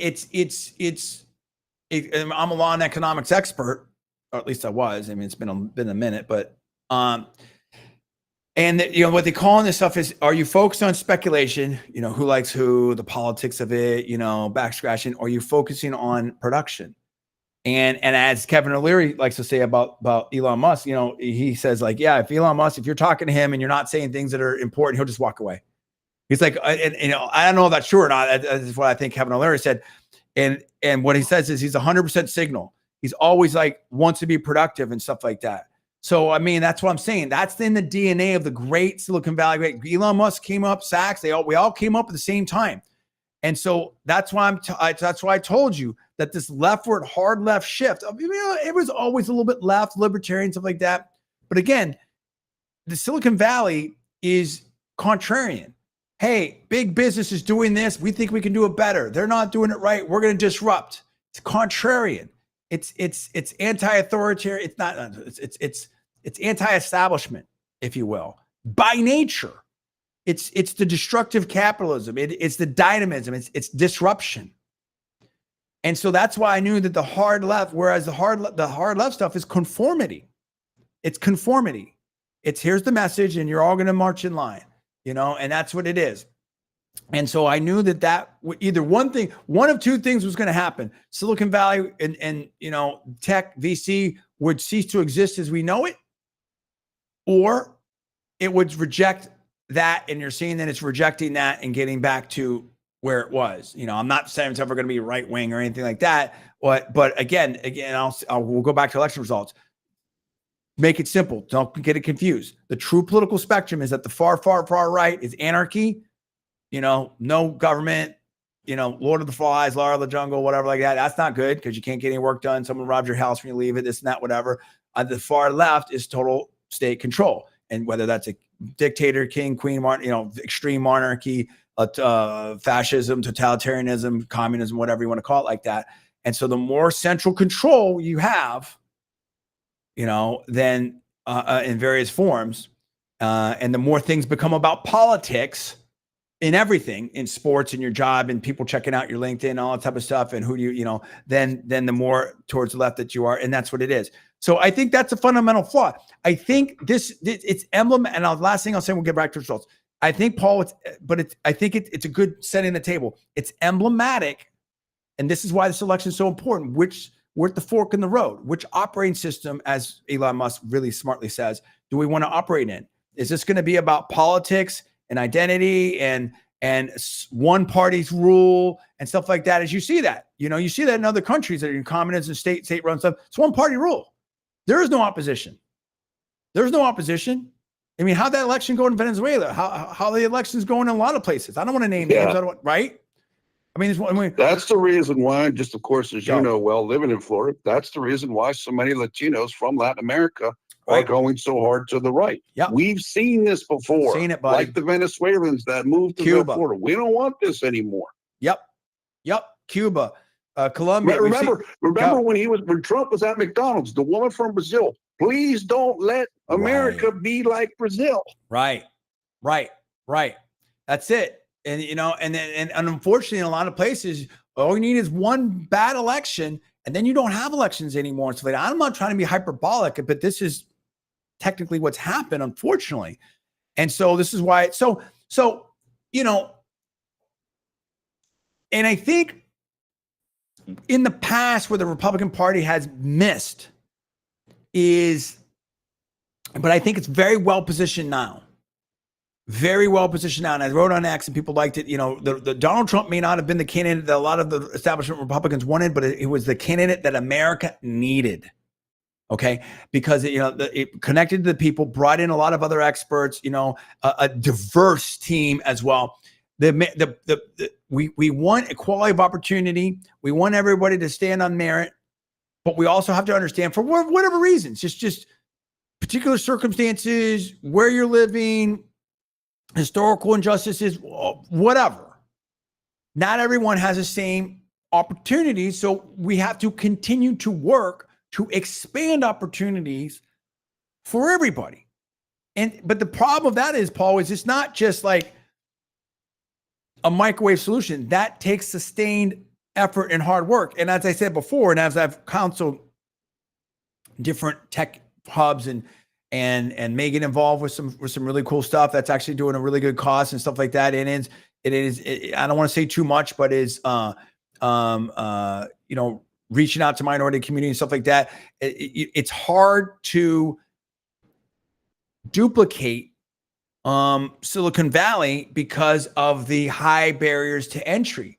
You just don't have, you have such talent and educational heavyweights and stuff like that in the Bay Area and a culture there. You just can't rubber stamp that everywhere. It's just like you can't have 100 NFL leagues. It's just, there's not that much athletic talent, right? At today to be able to do that. So it takes time. Doesn't mean other places can't do other things. Doesn't mean you can't use those principles to be very effective. Doesn't mean you can't do amazing things. Doesn't mean you can't whatever, but you also have to, but the idea that, hey, we're going to have this factory, if you will, metaphorically speaking, for making high-tech unicorn companies that are going to go public, have these $1 trillion market caps, stuff like that. That's just, there's very, very, by definition, very limited amounts of people that can do it. Sorry, so you have to understand those physics and dynamics. And it's not like Obama says, "Oh, I was sitting with these, they weren't that great." It's like, okay, like you can't just denigrate someone. That's like me saying, like, "Oh, I saw Deion Sanders run in his prime. He wasn't that fast." Okay, that's a ridiculous statement. Number one, and number two, that doesn't mean I can beat him because I couldn't come anywhere near close to that. That dude would be at the finish line by the time I'm tying my shoes. I mean, it's like, come on, dude. Like, we got to get it. This is what I'm talking about. And you, Paul, you said it right. And I know it's not your quote, but communism is the politics of envy. It is. And I think a lot of people feel that way about it. And it's unfortunate, but that's not the way. Things don't work out that way really well. They don't go that well when you try to do this thing. I think we've seen some of that in the last however many years here in the United States. And, the Margaret Thatcher thing, running out of other people's money and socialism, it's not the natural human spirit, in my opinion. People have to have incentive for doing things. They have to do that. So, look, I think that's a lot of what this election is about, these types of issues, these types of larger concerns. And that might be some of what we're seeing tonight, although, of course, we have to see how the election still turns out. It's still up in the air. But things are starting to trend in President Trump's way, in my opinion. Yeah, they are. So to finish the thought, and the reason I went off on this is because Andrew Mitchell, but also to set the philosophical and theoretical groundwork here to understand what we're looking at this election and why people like Musk and others have moved over here and stuff like that. And it has nothing to do, in my opinion, with what Andrew Mitchell is saying. It has to do with what I've been saying. And I think that where maybe some people on the left get maybe, I don't know what I don't know, they don't feel great about it is, when some of the free marketers are like, and some of the think tanks like, well, free market, whoever, let the best decide. And then some people are like, well, listen, like I didn't have like the same opportunities. So like we, and I'm not trying to I remember when I went to great schools and I started leveling up really, really high, fast. And I could have won to the super top or to the tippy top if I wanted, but I chose to go to, Berkeley is an amazing school and it's done amazing and world class, no doubt about it, no disrespect, everything like that. But if I wanted to go to that, 1, 2, 3, 4 ranked school, the top 3 ranked school could have done that. But anyway, it was like when I did that, it's like, it was like, woo. At first, it was a little bit at the law school level, it was a little bit of a culture shock. Like, whoa, okay, there's a different speed here, brother. But I had a lot of people that I went to school with, Paul. They had been in the prep schools and they had tutors and they had, they had big money and they were laced up with a lot of stuff. And that wasn't where I came from, as you know, and stuff. And I had the horsepower and stuff like that. I don't want to swerve into this, but the point being is that we have to do the sustained effort of outreach and like JD Vance and Hillbilly Elegy. Forget about me. But it's a similar. That's why we get along. I've never met him, but that's why I had affinity for the dude. And you look at the rough life that he went through, and I'm sure it was a little bumpy at school first, when even locally. Then it was probably a little bumpy at Yale Law for a little bit. Of course, he came from the Marines and stuff like that, learned it. But the point is, JD makes it. JD is a great example. Myself is a great example. You're a great example. If you invest in people and you give them opportunities, then, so it's both things. You need to make a sustained effort to make sure we've got opportunities for everybody. And I think Trump's really going to do that and doing a great job. And I think JD Vance and there's so many people, so many great people around, Carrie Lake and Harmeet Dillon and JD Vance and Usha Vance and Lily Tang. And there's just so many different leaders out there and on both sides, honestly. That can do that. And honestly, not to prop myself on that, that's one of the things I want to do. Once we're through this election, the big plans that I have and stuff like that. First things first, we have to get politics out of these spaces. Number one. Number two, not everyone's supposed to be a venture capitalist or an astronaut or whatever like that. There's tons of stuff that I could never do. There's other jobs that need to be done. Now, maybe at some point they're all done by AI or robots or whatever like that.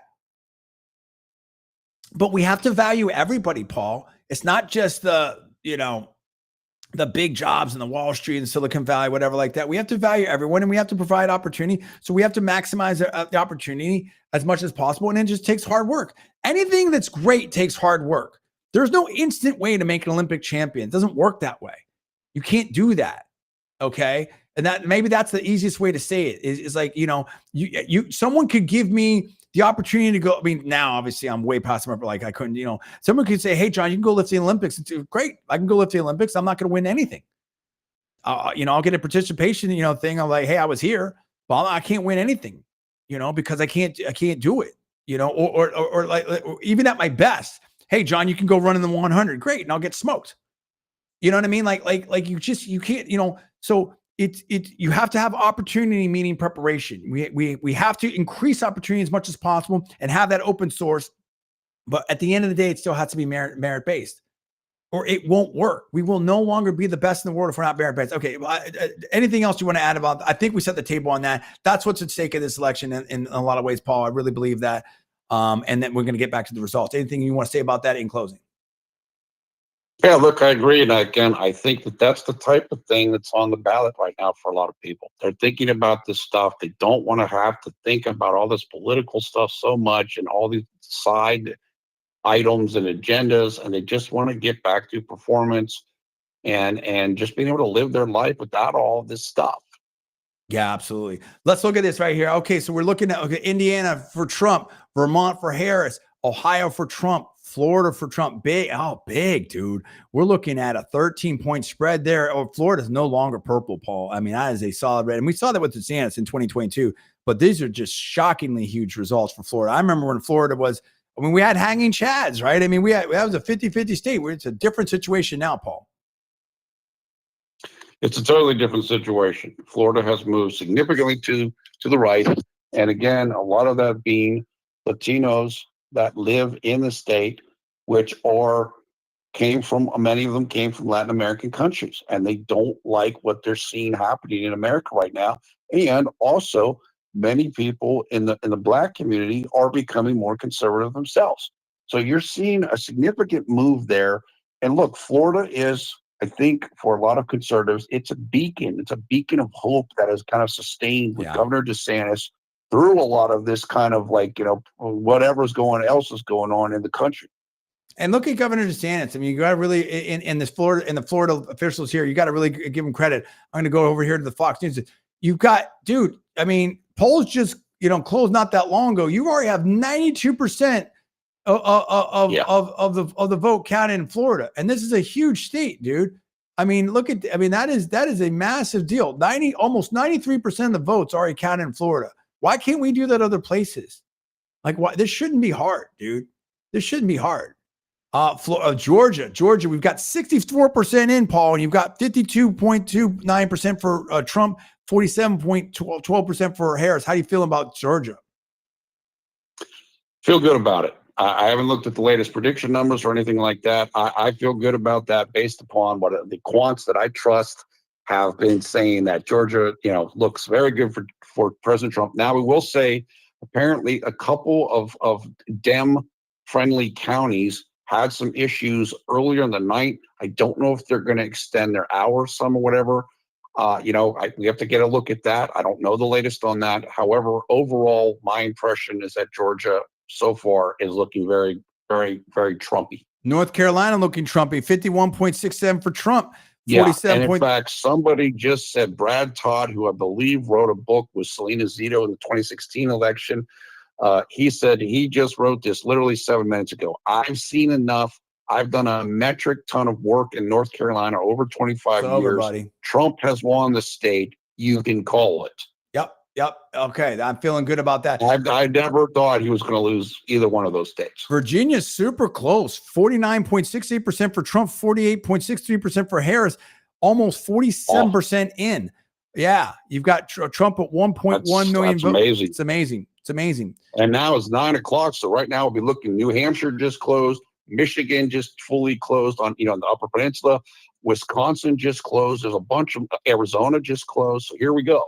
That's it. Now we're into it. Ohio's looking Trumpy, 52.56 for Trump, 46.7% for Harris.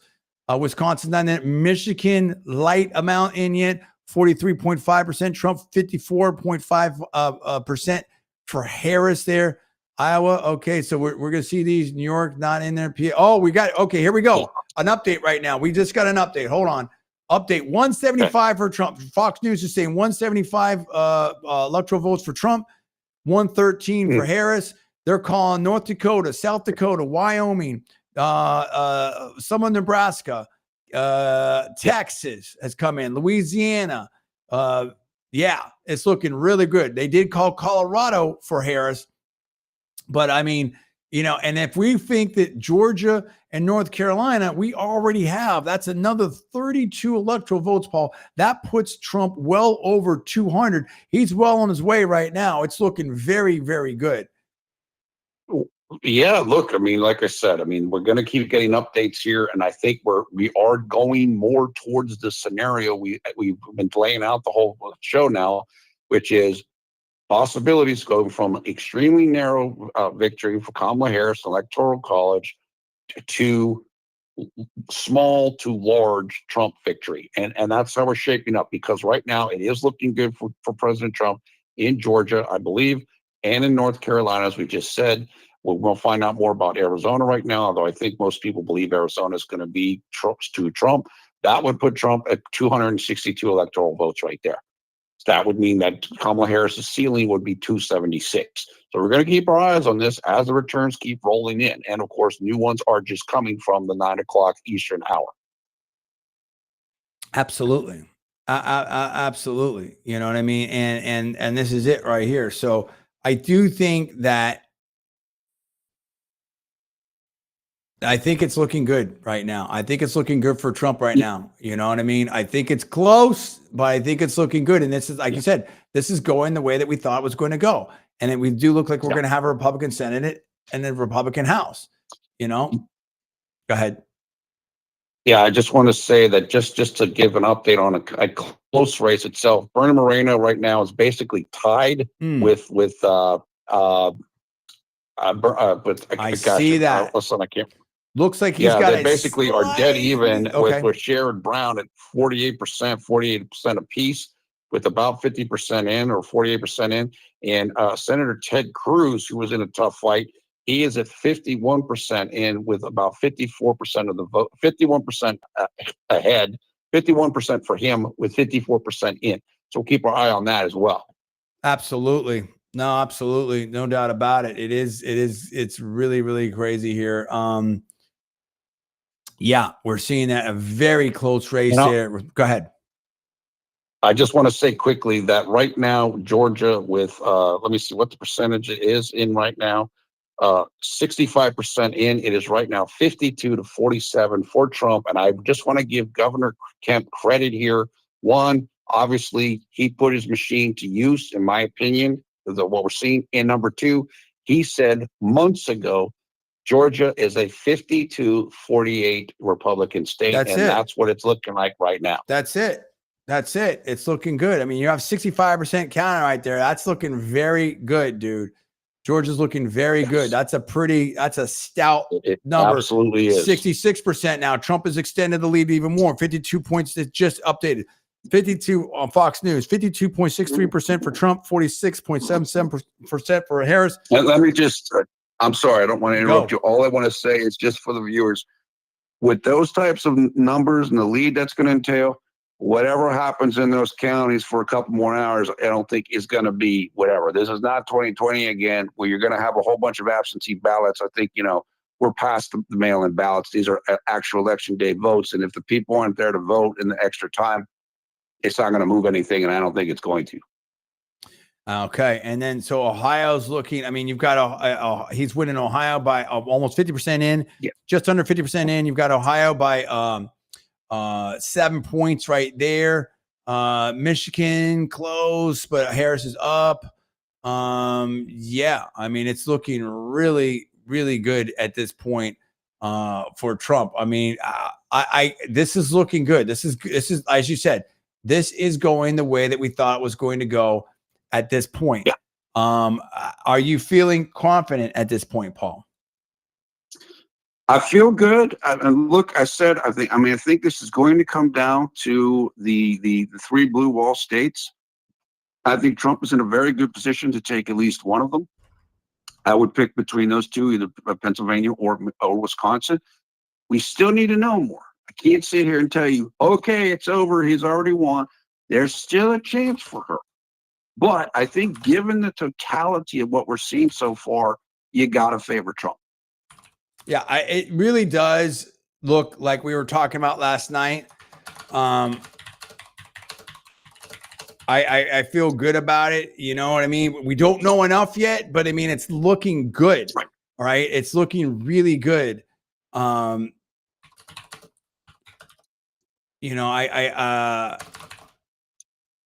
think it's going, I don't want to make predictions, but I mean, I feel it does seem to be rolling out the way we talked about last night. I mean, but we're in the spot right now. This 9 p.m. to 12 p.m. is where it's all going to be. We're going to figure it out.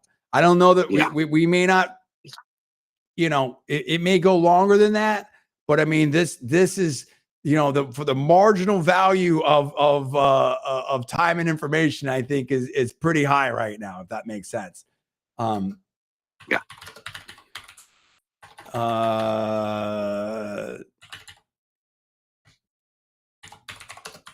One second.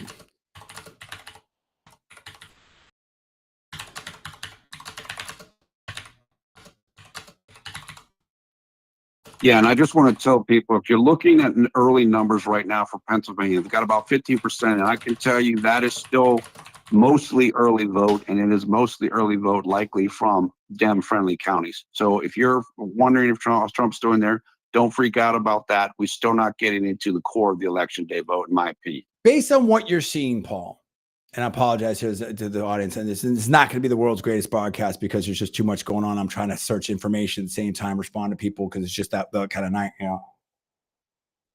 see if we can glean any kind of information, see what we can figure out anywhere, because I mean, at this point, it's all tea leaves reading. Everyone's doing the same thing, right? Until we know the data. But I really feel like, you know, well, let me ask you this question first before I get into that. Who do you think did the best job of closing the show and closing argument? I mean, obviously we're biased. I mean, I think Trump did and stuff like that, but that also includes ground game, because the Democrats were talking about their vaunted ground game. We know people were going and knocking on doors and calling people and stuff like that. Like, who do you think moved the needle the most in any which way? You know, that last month or 2 weeks, really weak. You know, that last week or so. Like, who do you think has that momentum going into today? Well, look, I'll say this just to give credit where it's due. I think what happened with from what I've heard, what happened with the Kamala Harris campaign is that I think they were content to let kind of the new guard or some of the younger people that they brought on, like the Pennsylvania person who was a veteran of Netroots Nation and all, definitely a new generation person. Yeah. I think they were content to let those people run the ship until they started really getting pretty thoroughly beaten, relatively speaking, in the early vote. Mm-hmm. And then I think after that, that's when they shifted more to bringing in the Obama people to run it, like David Plouffe, kind of like probably running the show, in my opinion. And they started using more veteran hands, I think, in places like Pennsylvania. When they made that shift, then I think things started to get better for Harris. Her ads started getting better, in my opinion, because I saw a lot of the ads here in Pennsylvania. I think the get out the vote effort became better. And to be fair to them, and I'm not saying I agree with this or that I like this, I think that starting with the General Kelly Atlantic piece, which I think was like maybe the 20s, like October 25th or something of last month, I think at that period of time, they started to get on a bit of a narrative roll. Now, again, I don't agree with the story. I think the story was fake. I think that then they made the everything about the Madison Square Garden rally and the community and all that. But that period of time, I think, is when they actually began to build some real momentum. Yeah, they started to figure things out, and they started listening to people. I'll be right back in 60 seconds. Hey, you need to make ads about this. You need to make ads about that, rather than all this other garbled stuff you were doing. You need to make ads about Social Security. You need to make ads about taxes. You need to make real stuff. And then they started to do that. I think that because of the help, the assistance from the media and pushing these different narratives, I think they actually got some traction there. And as I said to you off air, I think that the contest went from being there's no way she can win to, okay, maybe she has a chance to win. Maybe it's not a great chance, but maybe there's a chance. Like, for example, they shifted their resources, I think, out of Wisconsin and into Pennsylvania. They shifted some resources into Virginia. They started playing it smarter, in my opinion.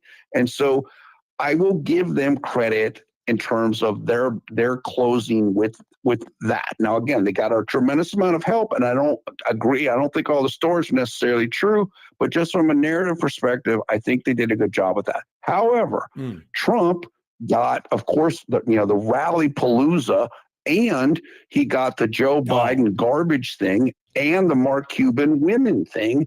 And the Rogan endorsement. For his base, the rally in Madison Square was incredibly successful. It was like 100,000 people around the building. So you can't give me 30 more seconds. That. The Trump campaign has run an incredible race. I don't think there's any doubt about that. Given everything that he's had to endure, the legal stuff and everything, the attempts on him, they've done a great job.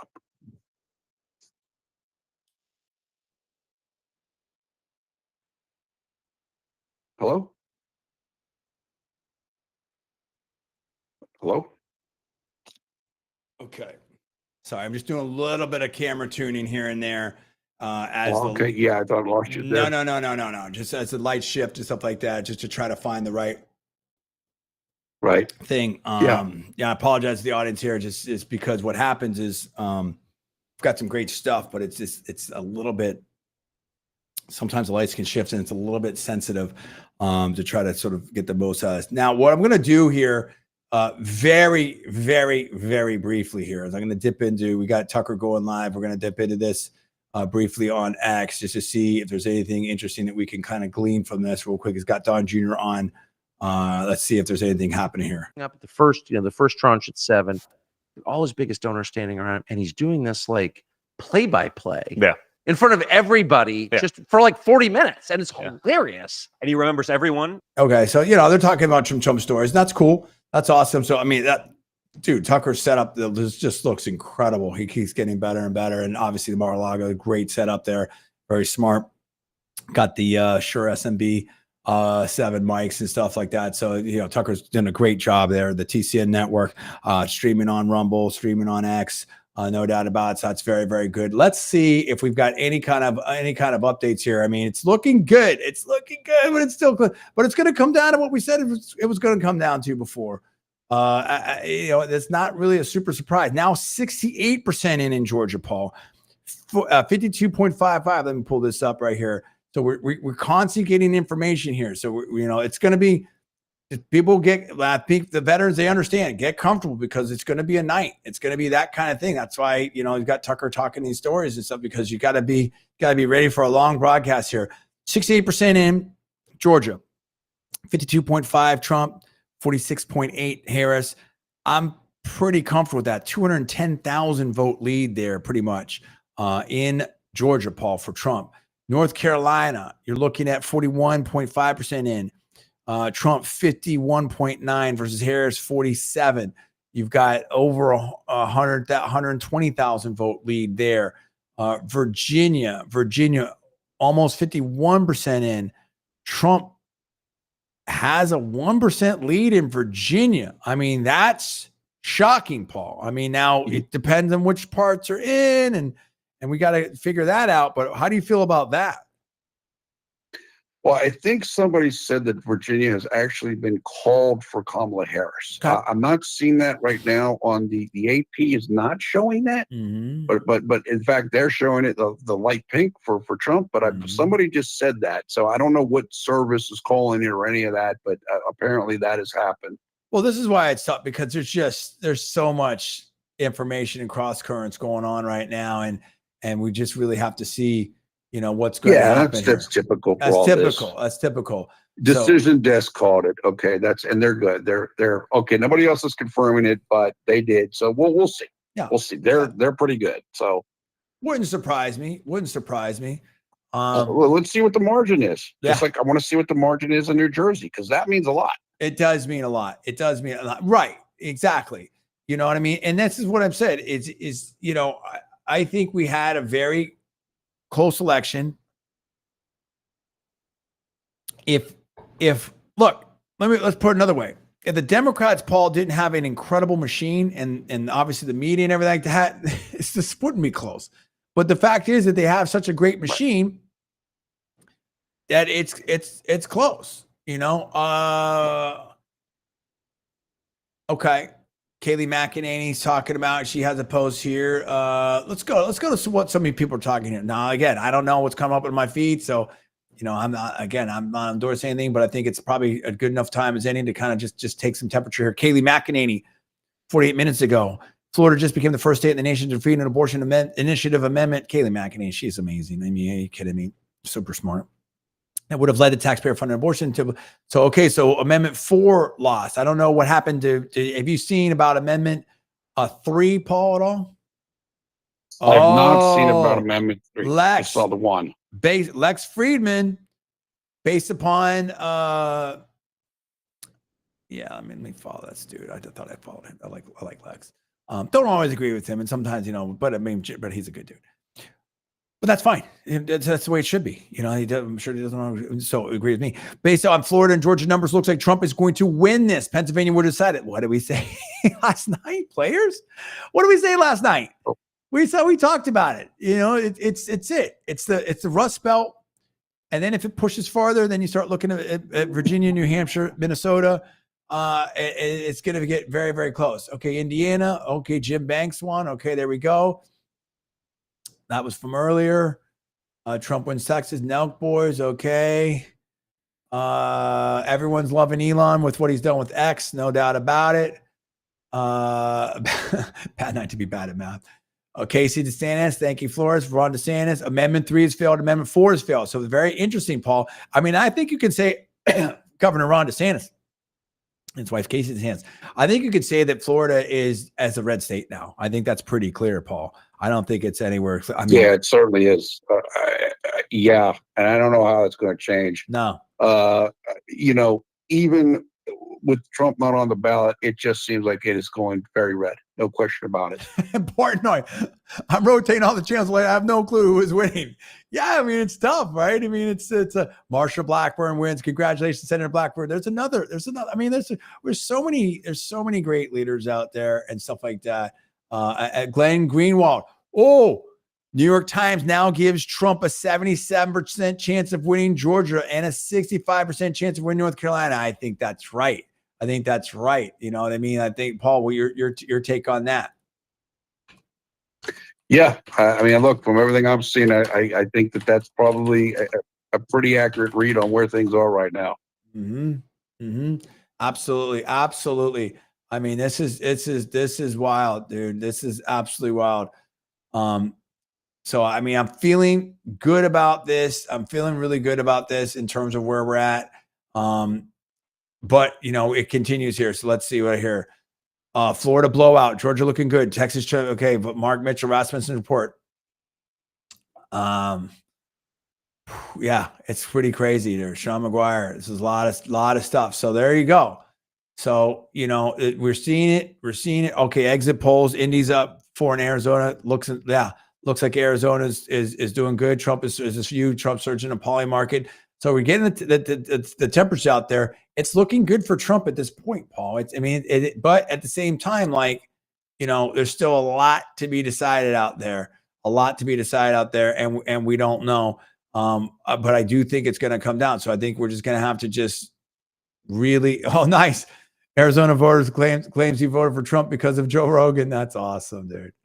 That's awesome. That's good. Yeah, and I would say that somebody did a search site of what states were most looking for the Joe Rogan endorsement, and number 1 was Pennsylvania. So I believe that. Yeah. So it's interesting here. GOP. Okay, so Russell Brand, the MAGA hat.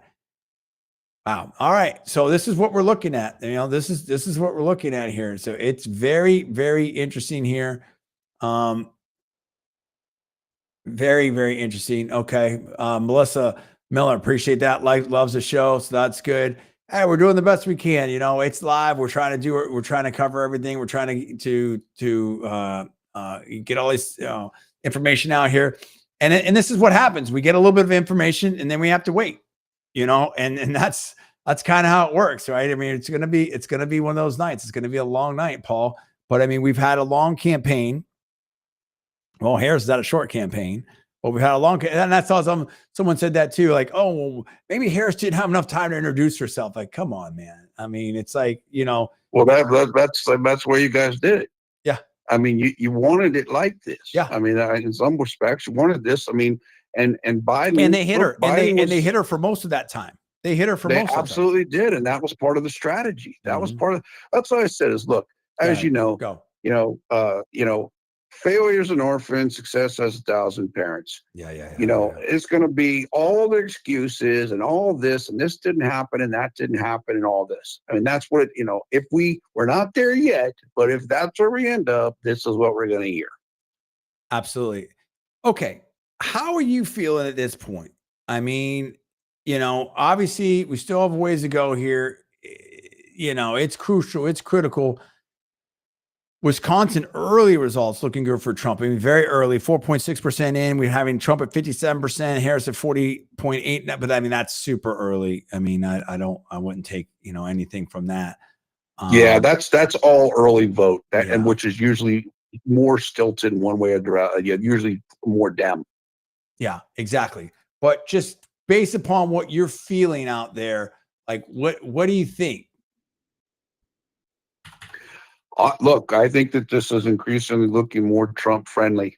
Look, what I mainly want to see is I want to see how Wisconsin starts looking when like 30 or 40% are in. Let's get past the first 20% or whatever early vote stuff. Let's get, it could even be more than that. It might be more like the 50%. Let's see what that looks like around 50%. I want to see what Philly looks like. I feel good in terms of my impression, my intuition about where Pennsylvania's at. I do need to see where the Philly stuff is at. But based on anecdotal stuff, lines, like how long people are waiting, I think a lot of people came out for Trump today in Pennsylvania. So I feel good about it, but we do need to see where Philadelphia is at. Just need to get a check of that. Mm-hmm. Now, you've got Drudge, for what it's worth, who's saying like, oh, you know, that they got Trump up.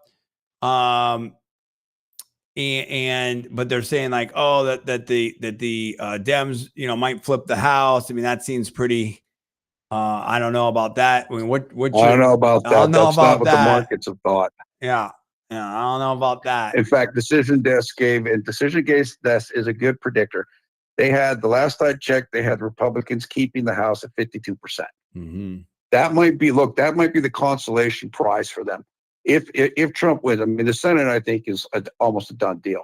In fact, it might be a done deal already. But I think that, you know, if Trump wins, then of course the thing is, can we at least get the House? I don't know if you're going to be able to get the House based upon what Elise Stefanik was saying about turnout earlier in New York, where much of the House is probably going to be decided there in California. I don't know if you're going to get the House, so we'll see. And I mean, that's problematic. You know, if Republicans don't have a House, obviously, you know, you want to win all of it. Sure it is. But if they don't like have the House, then okay. So now this is interesting here. So you've got, okay, now let me go to CNN. CNN seems to have some updated information here. Okay. We're just going to have to bounce around. It's like Portnoy. We're going to be bouncing around. You know, that's we're all sort of attached to the data here. Okay. CNN's got 154 for Trump, 53 for Harris. So a little bit different the way they're looking at it. Yeah, they're obviously they don't want to call anything or something. Yeah. I can tell you what the AP right currently has at 177 Trump, 99 Harris. Let's go. Yeah, let's go over to the AP. I have that up as well. Let's go to AP and what are we doing here? Okay. So yes, 99, 178. So they've got South Carolina, Georgia, Florida, Alabama, Oklahoma, South Dakota, North Dakota, Wyoming, Ohio, Indiana. Okay, so they are saying Ohio. Yep. So and Kentucky, Tennessee. Now Virginia, they do have that shaded pink for Trump, right? With 53% in. It's very interesting. I told you guys Virginia was in play. We'll told you. Yeah. We'll see. I'm just saying what somebody said. It said Decision Desk called it, but Decision Desk is the only group that's called it. But you know what? I mean, Glenn Youngkin there is doing a great job, and him and Mike Johnson. Yeah. I mean, they were closing strong. They were doing stuff. That organization, I think, has done really well. Done really well. North Carolina, 52% in. That's looking really good right there. So, I mean, these two should come in, particularly Georgia should come in for Trump at this point.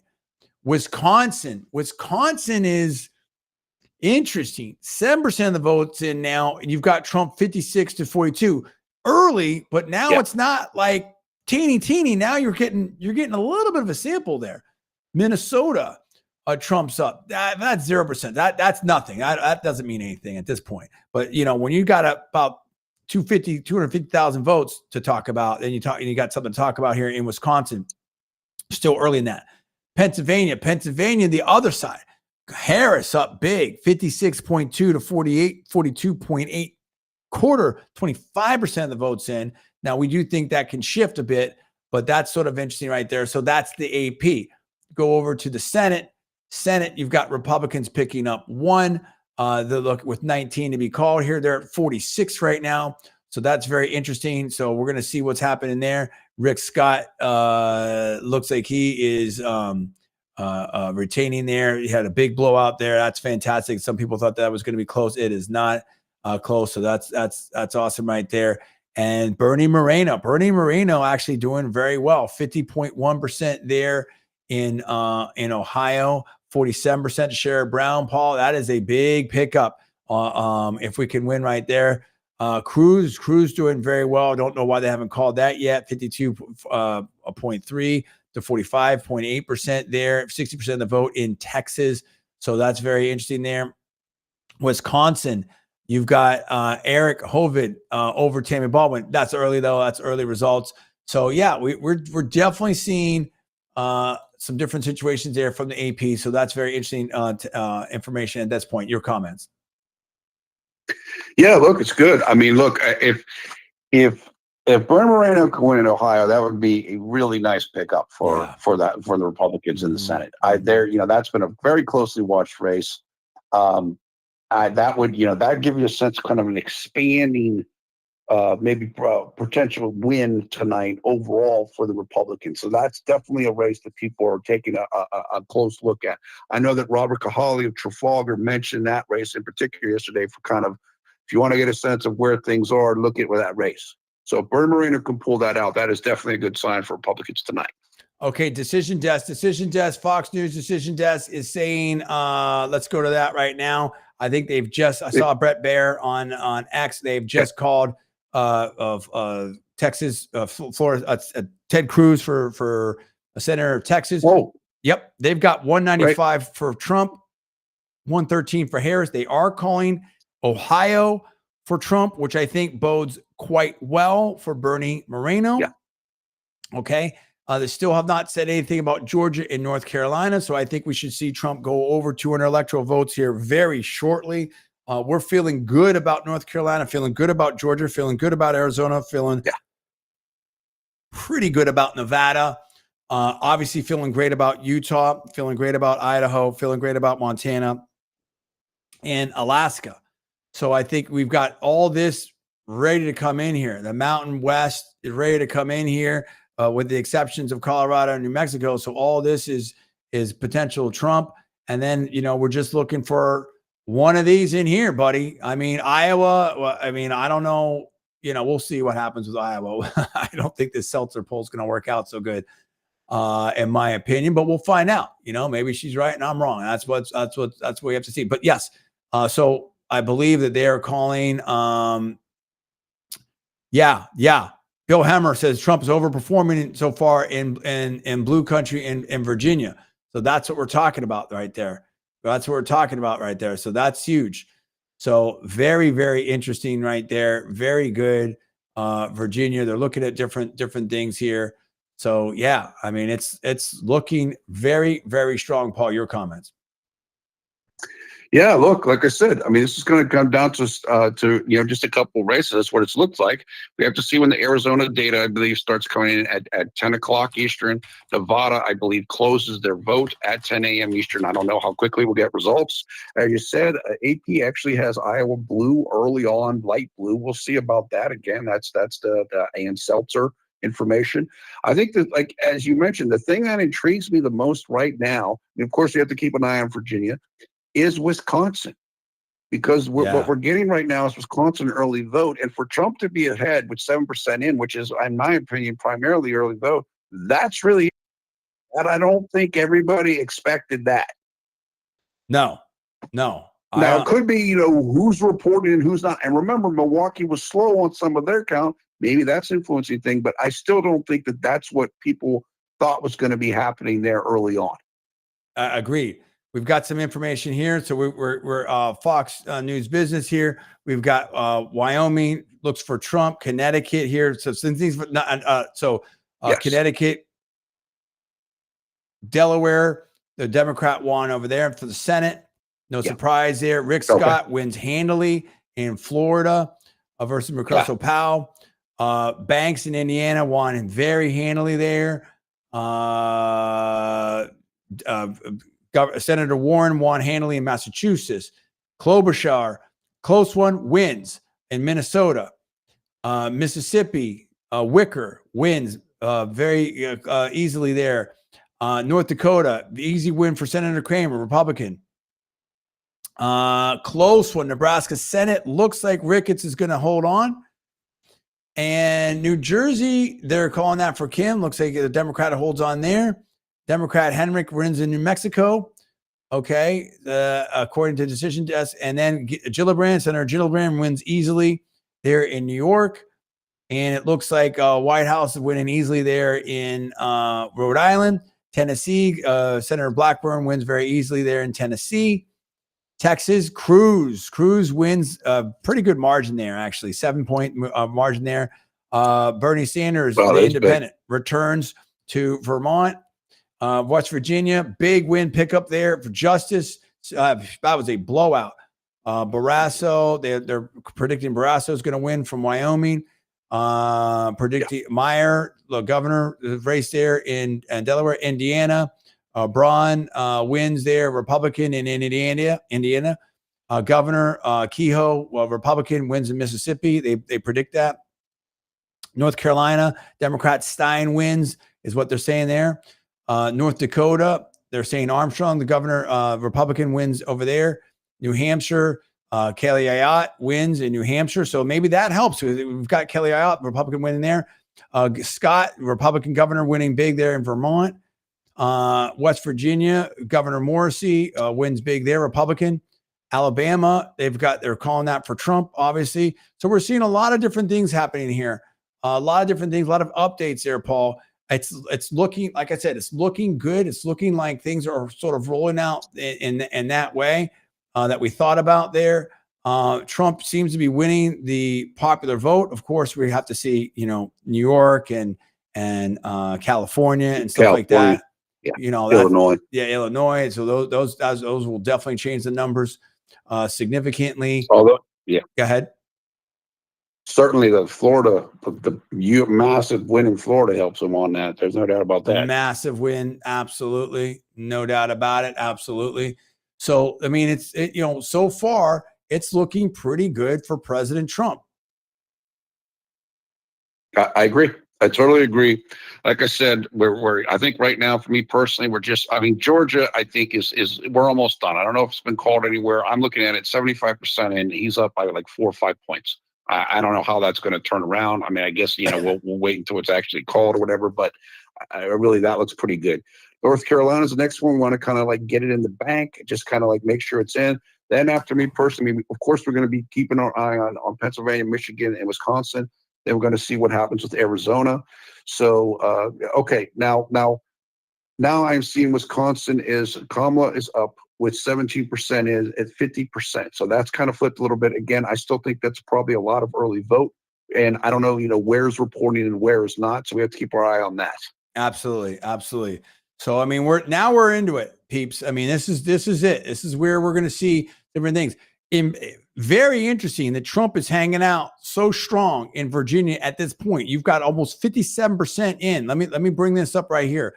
I mean, I can't overstate the importance of this situation right here in Virginia. Nobody expected this. I foreshadowed it, but I didn't think it was going to be this strong. I wasn't sure that.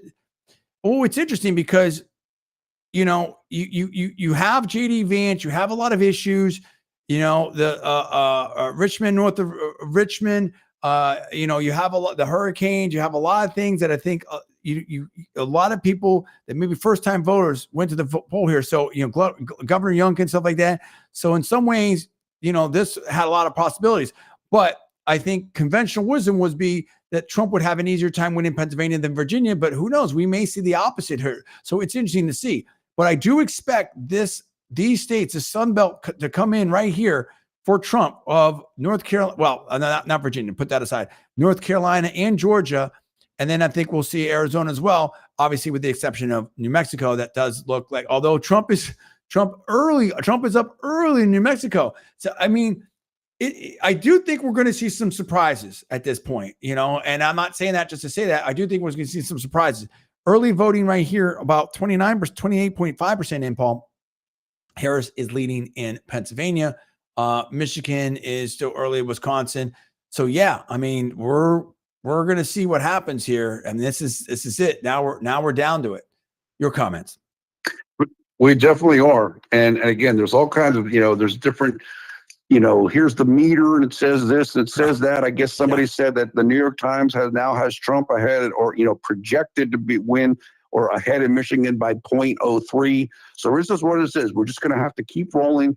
It all comes down to what counties have reported in which state, how much of the early vote has already come in, and so forth. So we're going to see these roller coaster swings. And of course, if hopefully we won't have the situation later tonight where what happened at 3 a.m. again. So hopefully we'll know more before then. I'm optimistic that we might. We'll see. But like I said, right now, Trump's about almost at 80% in Polymarket. That tells you what they're thinking. Like I said, this is, can she hold a blue wall? That's what it looks like we're dealing with right now. And I don't know. I mean, we're going to find out, although I think Trump's chances are good on overall. So now we've got stuff for Decision Desk here. Decision Desk is calling Georgia for Trump. Decision Desk is calling Georgia for Trump. So let's get this up here. Decision Desk is saying, yep, we've got 75% in. Trump's at 52.7. Harris is at 46. I got to say, Paul, that is a huge defeat for Kamala Harris. I don't think people were expecting that of that magnitude. That puts Trump at 210, Harris at 105. You've got Trump up a huge 88.6 million votes to 70 million votes for Harris. New York's already getting some results in. Obviously, that's going to be a big win for Harris. Sure. Pennsylvania's looking good for Harris at this point. Michigan's looking good for Harris. Wisconsin's looking good for Harris. Very early on those states. Iowa, she is up. She is up there early. And so we're going to have to find out. I mean, it's it. And they've also called North Carolina. Sorry, excuse me. They called North Carolina. Maybe I got that wrong. Excuse me. Let me correct myself. You at the Decision Desk? Yes, Decision Desk is called North Carolina for Trump, not Georgia. My apologies. Let me correct myself on that. North Carolina has been called for Trump, 59% in. Trump is at 51.2. Harris is at 47.7 there. They have called North Carolina for Trump, but not Georgia. But Georgia looks pretty good at this stage. Okay, that's really interesting to know. I mean, I'm actually surprised they called North Carolina before Georgia, but that's fine. Look, it would take. I mean, I don't see how she would turn back Georgia at this point in time. Maybe that's only because if they're extending the hours in a couple counties, which I don't know that they've done, but they probably will. I don't know how. I mean, I think she's down almost 5 points or thereabouts, and Georgia was 75% of the vote. I just don't know where you go from there. But that is interesting. I mean, that's interesting to know that's they called North Carolina. Yeah, exactly. Oh no, this is Rogan's pointing out that they listen to Rogan podcasts and stuff like that. This should be fun. We got to take a little bit of this. Let's look on this right here. Hold on a second. Great. Yeah, it's great.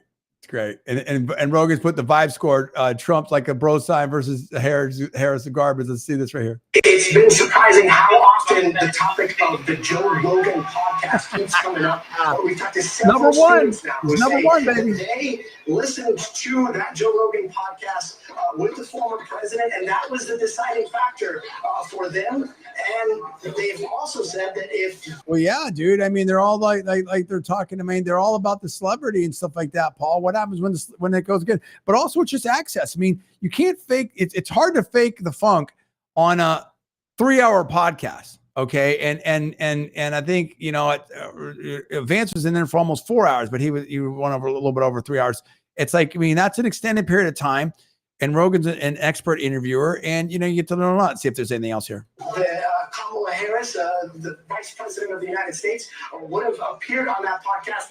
They may have had their votes skewed. It's really interesting because, that's what we talked about. She messed up. It's just, they can't even say it. She messed up. She wasn't she wasn't campaigning. She messed up. Okay. So, it's, so in that respect, still may win, but I think there's been a number of mistakes. I mean, and look, I mean, this is the thing. This is what people have to think about. And I think Elon was kind of saying it in his own way. Dude, if the Democrats would have had almost any other candidate, Paul, And if the Republicans didn't have Trump, I mean, I don't think this thing would have even been close. You know what I mean? So that's the thing. Like, so, you know, the Democrats and the media have just an incredible machine. And I'm not, equating those two, whatever like that. But I'm just saying that the media is, you know, I think, you know, mainstream media, skews left, in my opinion, and Democrats have a really good machine. And I think that it's hard to beat. It's hard to beat. Let's see here. I'm gonna make another adjustment to the camera here in a second, because I see something that. Let's go to this decision desk here. Let's see if we have any more updated. This is, I'll tell you right now, it's close, Paul. It's interesting. Yeah, and I'll say that, you know, Polymarket, I guess, has Trump at like 90% for Arizona, which is unbelievable. They haven't even closed yet, but I guess whatever they're seeing, that's what they're thinking right now. Oh my gosh, unbelievable. So what? Where do you think we're at this point? Like, I mean, what are you looking for? What are you thinking about? Yeah. What do you think is next? Again, I need 60 seconds too. Yeah, what I want to do is I want Georgia to be called for Trump. Again, I don't see how he doesn't win it. I don't know why I've been called yet. Maybe it's because apparently a couple more counties might have extended voting. That's what I'm looking at right now. Because if he gets North Carolina's been called, he gets Georgia, that puts him at what's the number there? 250 to 251. I believe. So if he gets to 251, then if he wins Pennsylvania, that's 270 right there. So that's what I'm looking at personally. And then, of course, soon we're going to have some results from Arizona. I don't know how long it's going to take to get the real information from the BADA, so you can look at that as well. Mm-hmm. But, I'm looking at Georgia to be called, and then I'm going to continue to keep my eyes on the three blue wall states, Michigan, Wisconsin, and Pennsylvania, as the count keeps coming in there. And then we want to see, again, what happens with Arizona, how quickly is that called? Because if he gets Arizona, Georgia, and North Carolina, then he's at 262. So, I mean, we're just getting inching closer and closer and closer. That's what I'm looking at personally. That's what I want to see. Also want to keep my eyes on the Senate races. Want to see if Bernie Moreno win, or how quickly that can get called if he's going to win that. That's probably the one that I'm looking at, the Senate race that I'm looking at the most here. I am impressed that Ted Cruz was able to win as easily as he did. Yeah. I think there was.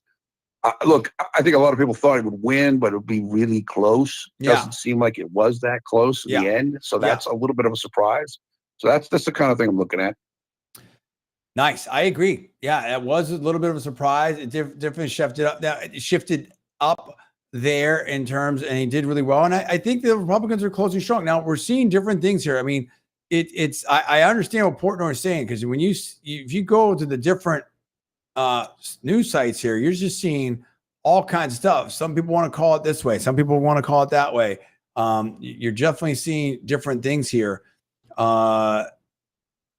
So it's very, very interesting in terms of what we're seeing here, in terms of discrepancy between the different news sites here of what they're willing to call. The next polls look like they're going to close in about just under 14 minutes.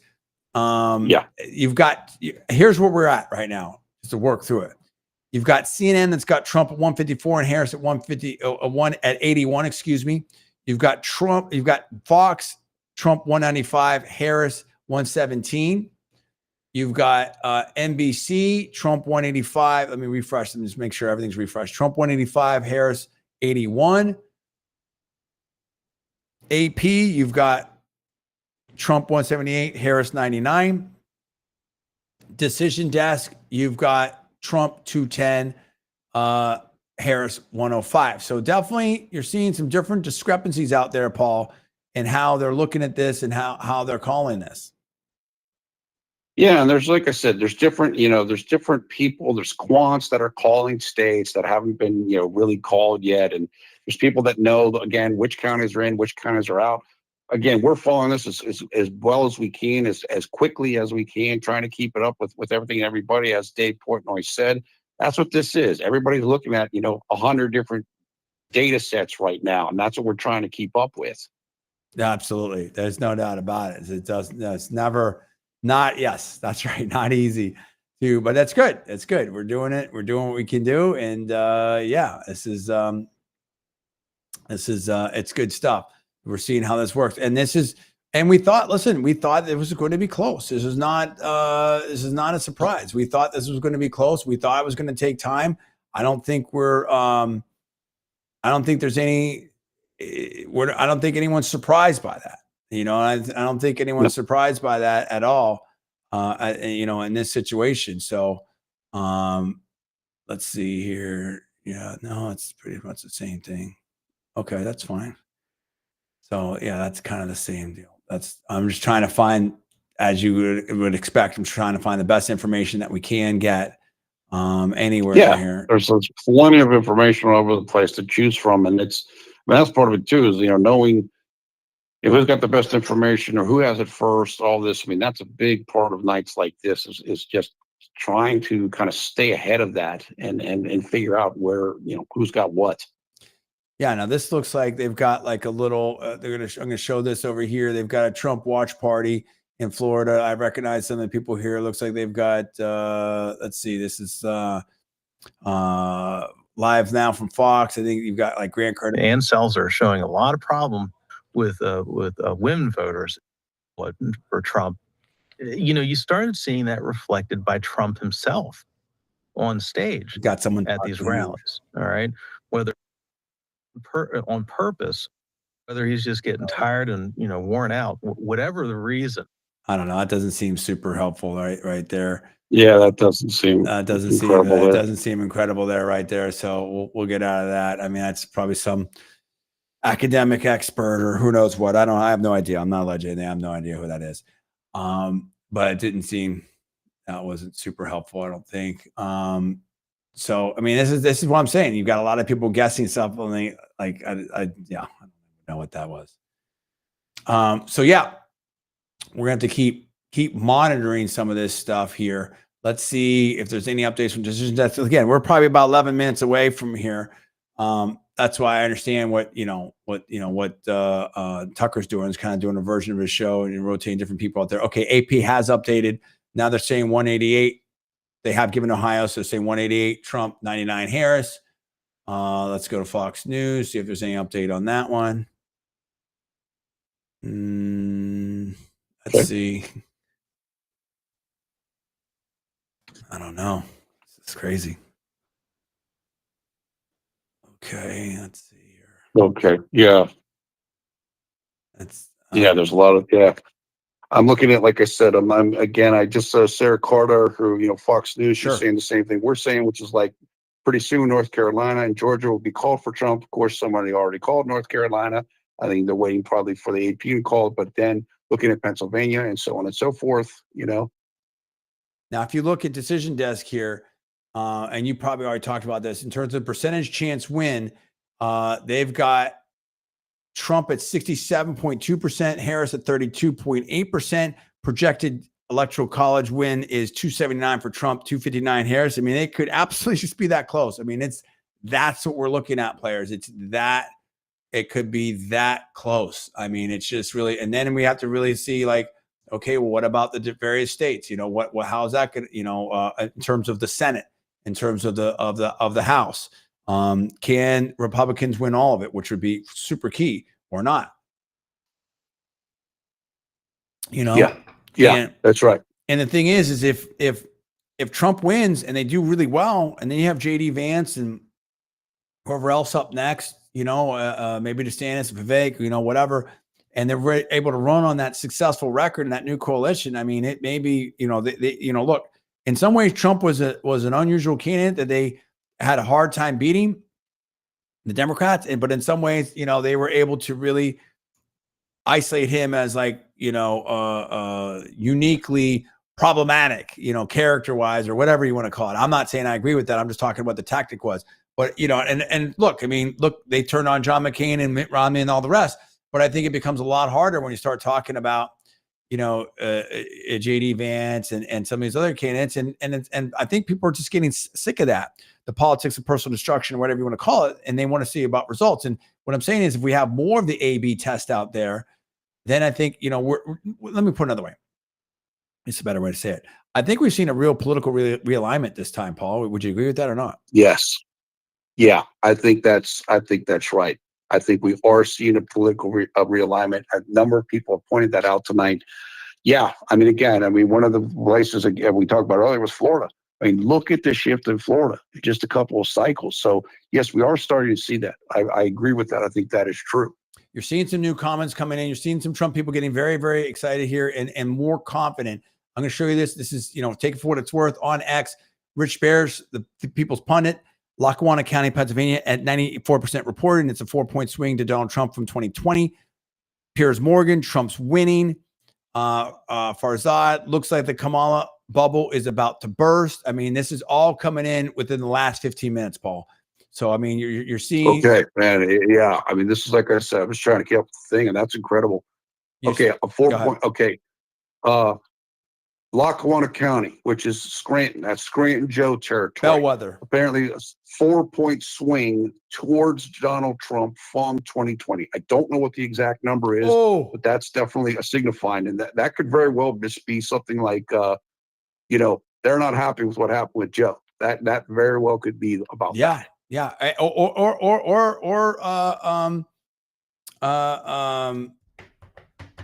Shapiro.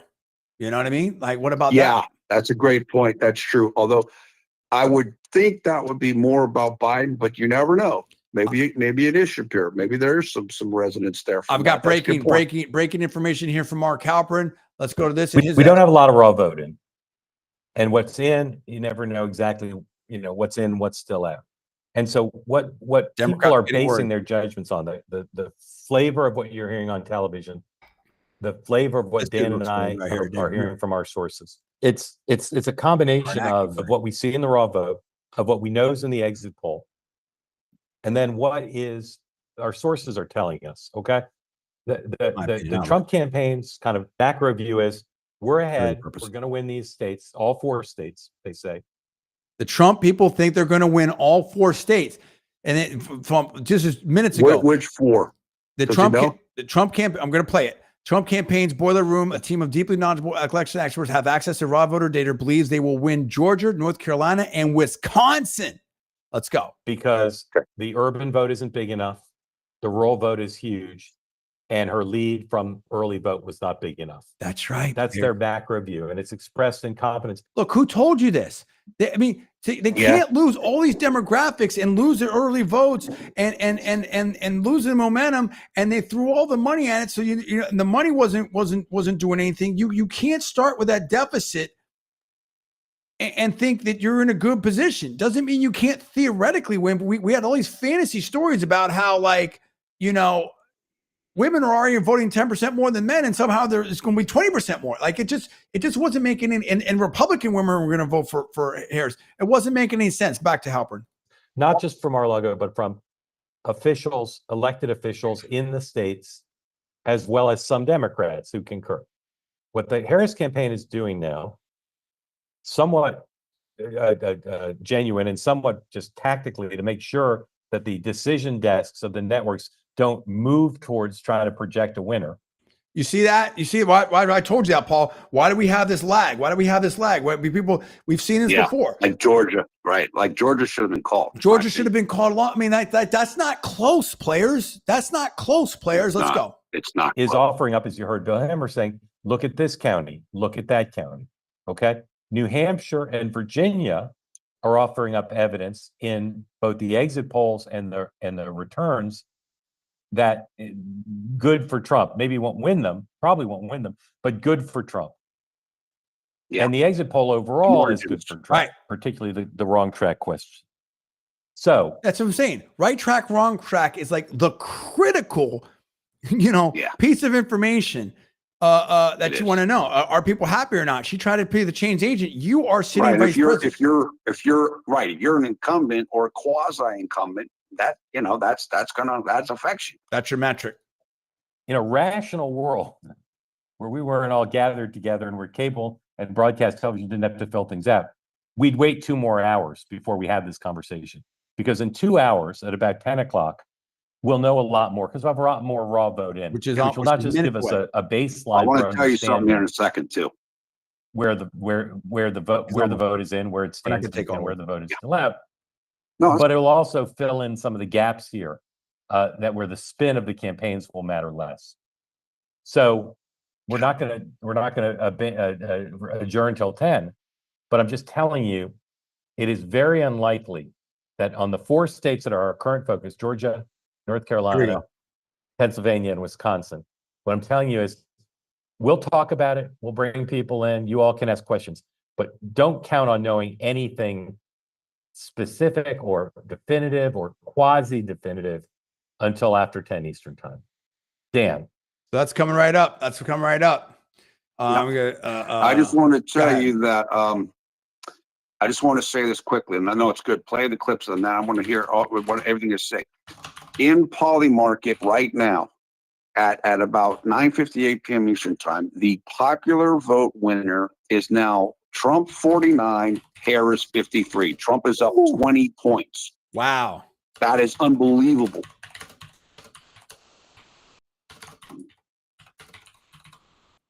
That's incredible. I mean, wow. I mean, look, but again, I mean, we could be in that theoretical scenario where Trump could win the popular vote and lose in the blue wall states. Now, is that actually going to happen? I don't think a lot of people, data experts, would say that it would happen, but it could happen. Then we're in some really weird, uncharted territory here. We are. Sorry about that, Paul. Then what are we going to hear about from the Democrats that they didn't like the Electoral College? How's that going to work? You know what I mean? Like, right? Exactly. It's and listen, there's hypocrisy on the right too. We understand that, but I mean, I'm just saying, like all this, like so much of this is situational stuff like that, and everything like that. Maine is starting to go for, looks like it's going for Trump, 51.1% here. We're right on almost up against 10 o'clock. So we're going to be looking for new information. I want to tell you something quickly here, and that is with 68% of the vote in Ohio, Bernie Moreno is up by 5 points. Wow. That is huge. Wow. Yeah, that's big, That's man. big, buddy. Big. I'm right here on Fox just to see if there's Wait a second. Here's another thing. Here's another thing. This is from 20 minutes ago. This is from Political Election Projections on a Critter account. This is insane. Trump is getting 37% in Queens and 26% in the Bronx right now. Popular vote is a pure toss-up. Wow. Okay. New update. Oh, okay. Hold on. I got to be careful here. New update. I've got my headphones here. Trump 220 by decision desk. Hold on.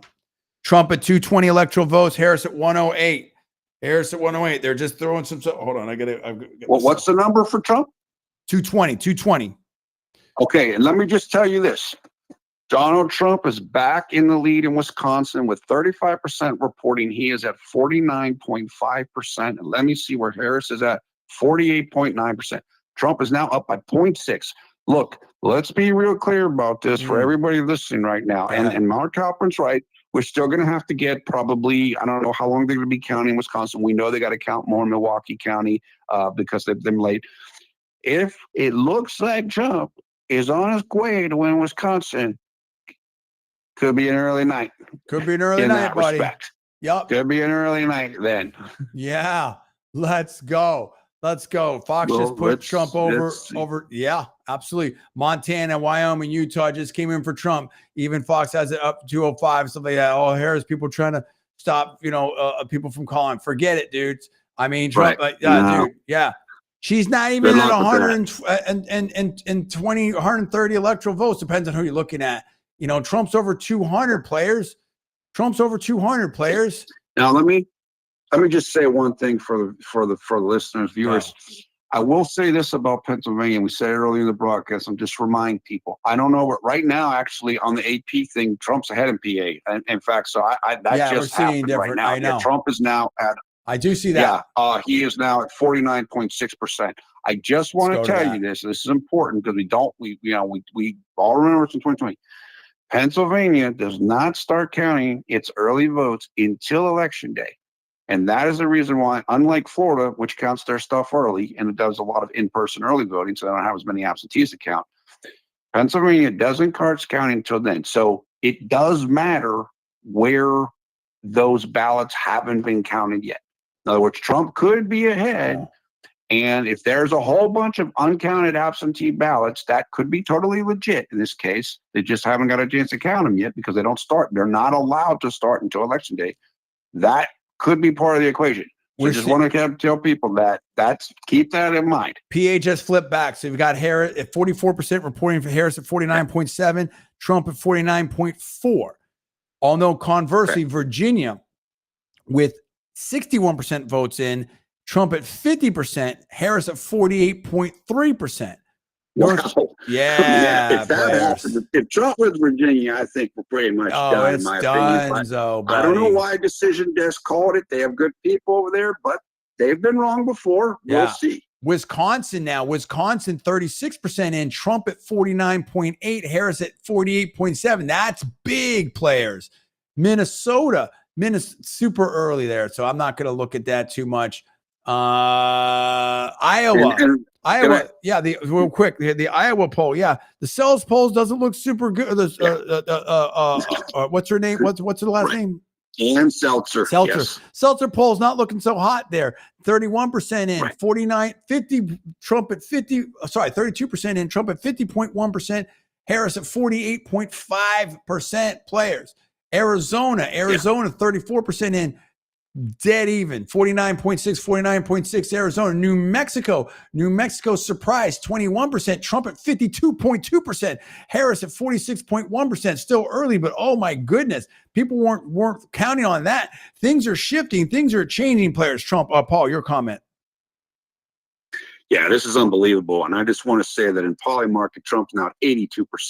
I mean, that's ridiculous. That's pretty incredible, man. Let's go, players. Let's go. I mean, it's Jeff. We're definitely, let me just say this. We're definitely getting a different feel right now than we had in 2020. Although remember, at 9 o'clock, everybody thought Trump was going to win. Yeah. But what the difference between now and then is there are, at least in like Pennsylvania, there simply aren't as many outstanding absentee ballots in Pennsylvania as there were in 2020. So it changes what the possibilities are for a Democrat comeback. And it looks like there's a lot of places that they're playing defense on now. There's a lot of places that they're playing defense on.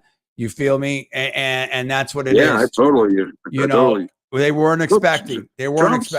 Trump's early on. Trump's ahead in New Mexico right now. That's what I'm saying. That's what I'm saying. Like it shifted, crazy. Dude. Well, and what that tells me. That's nice. That's nice. Wow. Dan Bongino, quick. That's ridiculous. Let me give a shout out. Right here. Chris Pavlovsky. We're streaming on Rumble. Appreciate that. CEO of Rumble, founder of Rumble.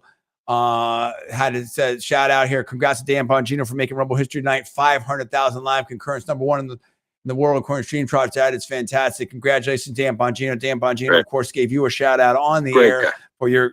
And he is.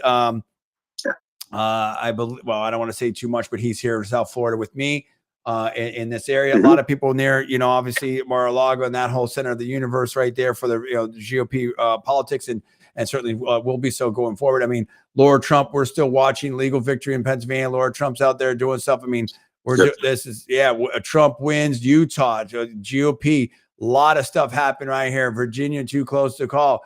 I mean, let's see. This is amazing. It's amazing, dude. Can't believe that that's that close. That's incredible. Oh my gosh. I mean, there's a lot of stuff. I told you, Mike Lee, so we could seriously move. I told you that, Mike Lee, Senator Lee, excuse me. Oh my gosh, Farzad, as you said, explosion here on Polymarket. Trump now at 85% on Polymarket players. This is it. That's crazy. Yeah. Woo. Hey, it's still early. It's still early. There's a lot of people that were just they're really worried about what happened last time. And so, and they're live. Wagon Ortega's live from Nashville. That's it. We've got Riley Gaines here. We got Clay Travis. We got people there hanging out and awesome. And, doing it and then, if Fox News is making it confusing. I mean, so here we go. So a lot of stuff happening right here, but it's breaking Trump. That's the bottom line. I think that's unambiguous at this point. It is breaking Trump. How do you feel about that, Paul? No doubt. No doubt. I mean, again, we have to see. I mean, look, we got to see what happens here with Virginia. Oh, yeah. I didn't think it was going to be this close, this late in, but it is. That is a crucial. That is a It is crucial. breaking Trump. We have to see. We have to see one of the three Rust Belts. I mean, one of the three blue wall. That's the key. That's the key. AP's flipping back and forth. You've got Trump back in the lead in Pennsylvania. You've got Trump back in the lead in Pennsylvania. Let's go to that right now. AP. It's starting to look good. This is what I said. This is what I said on the show. This is the analysis I think was if I dare say, was spot on, Paul. In terms of three things. One is if Harris is going to win, it was going to be real close. Number one. Number two, there was a hidden Trump vote, a secret Trump vote that wasn't being polled, that was shy Trump vote, whatever like that you couldn't very well poll. In particular, with rural votes and people that are off the grid, off the cell phones or whatever it is, or off social media, first-time voters, infrequent voters, whatever it is. And then we talked about the Amish vote in Pennsylvania. That could be the decisive factor, players. What you're seeing, you saw the Arab community in Michigan, Somali community in Minnesota. You saw Brett Favre in Green Bay. The Rogan endorsement. You've seen all these things that shifted the calculation. Not unlike Donald Trump did a realignment and was a disruptor. I think we've had things that disrupted the math, and the models. If we see this wave hit, if you will, if we see this disruption, then I think you start seeing more men coming out, more non-voter, first-time voters, more rural people coming out, more a different type of electorate. That's when you start seeing New Mexico, Virginia, all these other states in play. It's still early. We're not sure, but let's look at this right now. Pennsylvania, 47% of the vote in, 50.2% Trump, 48.9% Harris. Virginia, 64% vote in, 49.6% Trump, 48.7% Harris. Okay, North Carolina, 68% in, 51.9% Trump, 47% Harris. That looks like that is done and gone to me, Paul. Which one is that? North Carolina. Yeah, I think North Carolina is I think I'm on AP. That's been called by other people. Yeah, they're not calling Georgia. I don't know why. 81% in, 52.2. I have no idea why they're not calling Georgia. That's a 5-point spread, players, with 81% vote in. Come on. What are we talking about? Where they're coming from that. I really 22% of the vote in New Mexico, 52.3% Trump, 46% Harris. Arizona, dead even race there. Minnesota, early. Wisconsin, 41% vote in, 50.6% Trump, 47.9% Harris. That is shocking right now, Paul. It is a different situation. Iowa, Trump, 51.2, 47.5%, Harris, 34% in. And again, where's Larry Sabato? Where's Professor Lichtman in the Keys? Where's that at? Well, what? Not yet. Can't play that yet, but I've got it ready. Where's Seltzer and the most accurate polling? We need people to be responsible for their analysis and their polling and stuff like that. And listen, anyone can be wrong. I understand that. But when some of these people are on national TV or they're being paid, huge sums of money and stuff like that, you'd like to think, running centers, whatever it might be, you'd like to think that there is a level of accuracy, or they're big professors at universities, there's accuracy and accountability and stuff like that, And so other than the electorate threw a tantrum. They didn't throw a tantrum, players. New York, Harris is winning very solidly, but it's not a super blowout. 59. I mean, it is, but it isn't. You're not for New York. It's 59.9% Harris, 40% Trump, but that's a solid showing for Trump. That's moved some. I mean, that should be more lopsided than it is. New Jersey, 52% Harris, 46% Trump. That's pretty close, players. I mean, if you could call New Jersey, if you could, right? Oh. Yep. If you can call New Jersey, how come you can't call Georgia? New Hampshire, I told you I've told you I felt better about Virginia than New Hampshire for just different, right? Yeah, right. Because of right. All the proximity to different factors, factors, New England and the way they do, registrations and everything like that. And what the potential what the potential shy Trump vote would have been, if you will, 50% in, 53% Harris, 46% Trump. So very interesting. Still need to see Nevada, Idaho, obviously Alaska. I feel very good about that. Now California and Washington, those are going to, in Hawaii, those are going to go for Harris. So that's going to get her numbers up. But I mean, it's looking really good right now, Paul. It's really looking good. And I think I agree. Right? Yeah, I definitely agree with that. I mean, like I said, look, she's got to hold all three of those states in the blue ball, and she's got to hold Virginia, and so forth. I mean, it's doable, it's possible, but it's going to be tough, especially given what we've seen so far. Yes. Okay, so Michael Whatley here. Michael Whatley, chairman, co-chair of the RNC, has a message here. Let's get to that. Michael Whatley is talking about some victory in Pennsylvania, about the county and stuff like that. Yeah. Okay, so we've gotten that. Kayleigh McEnany. So she talked about that.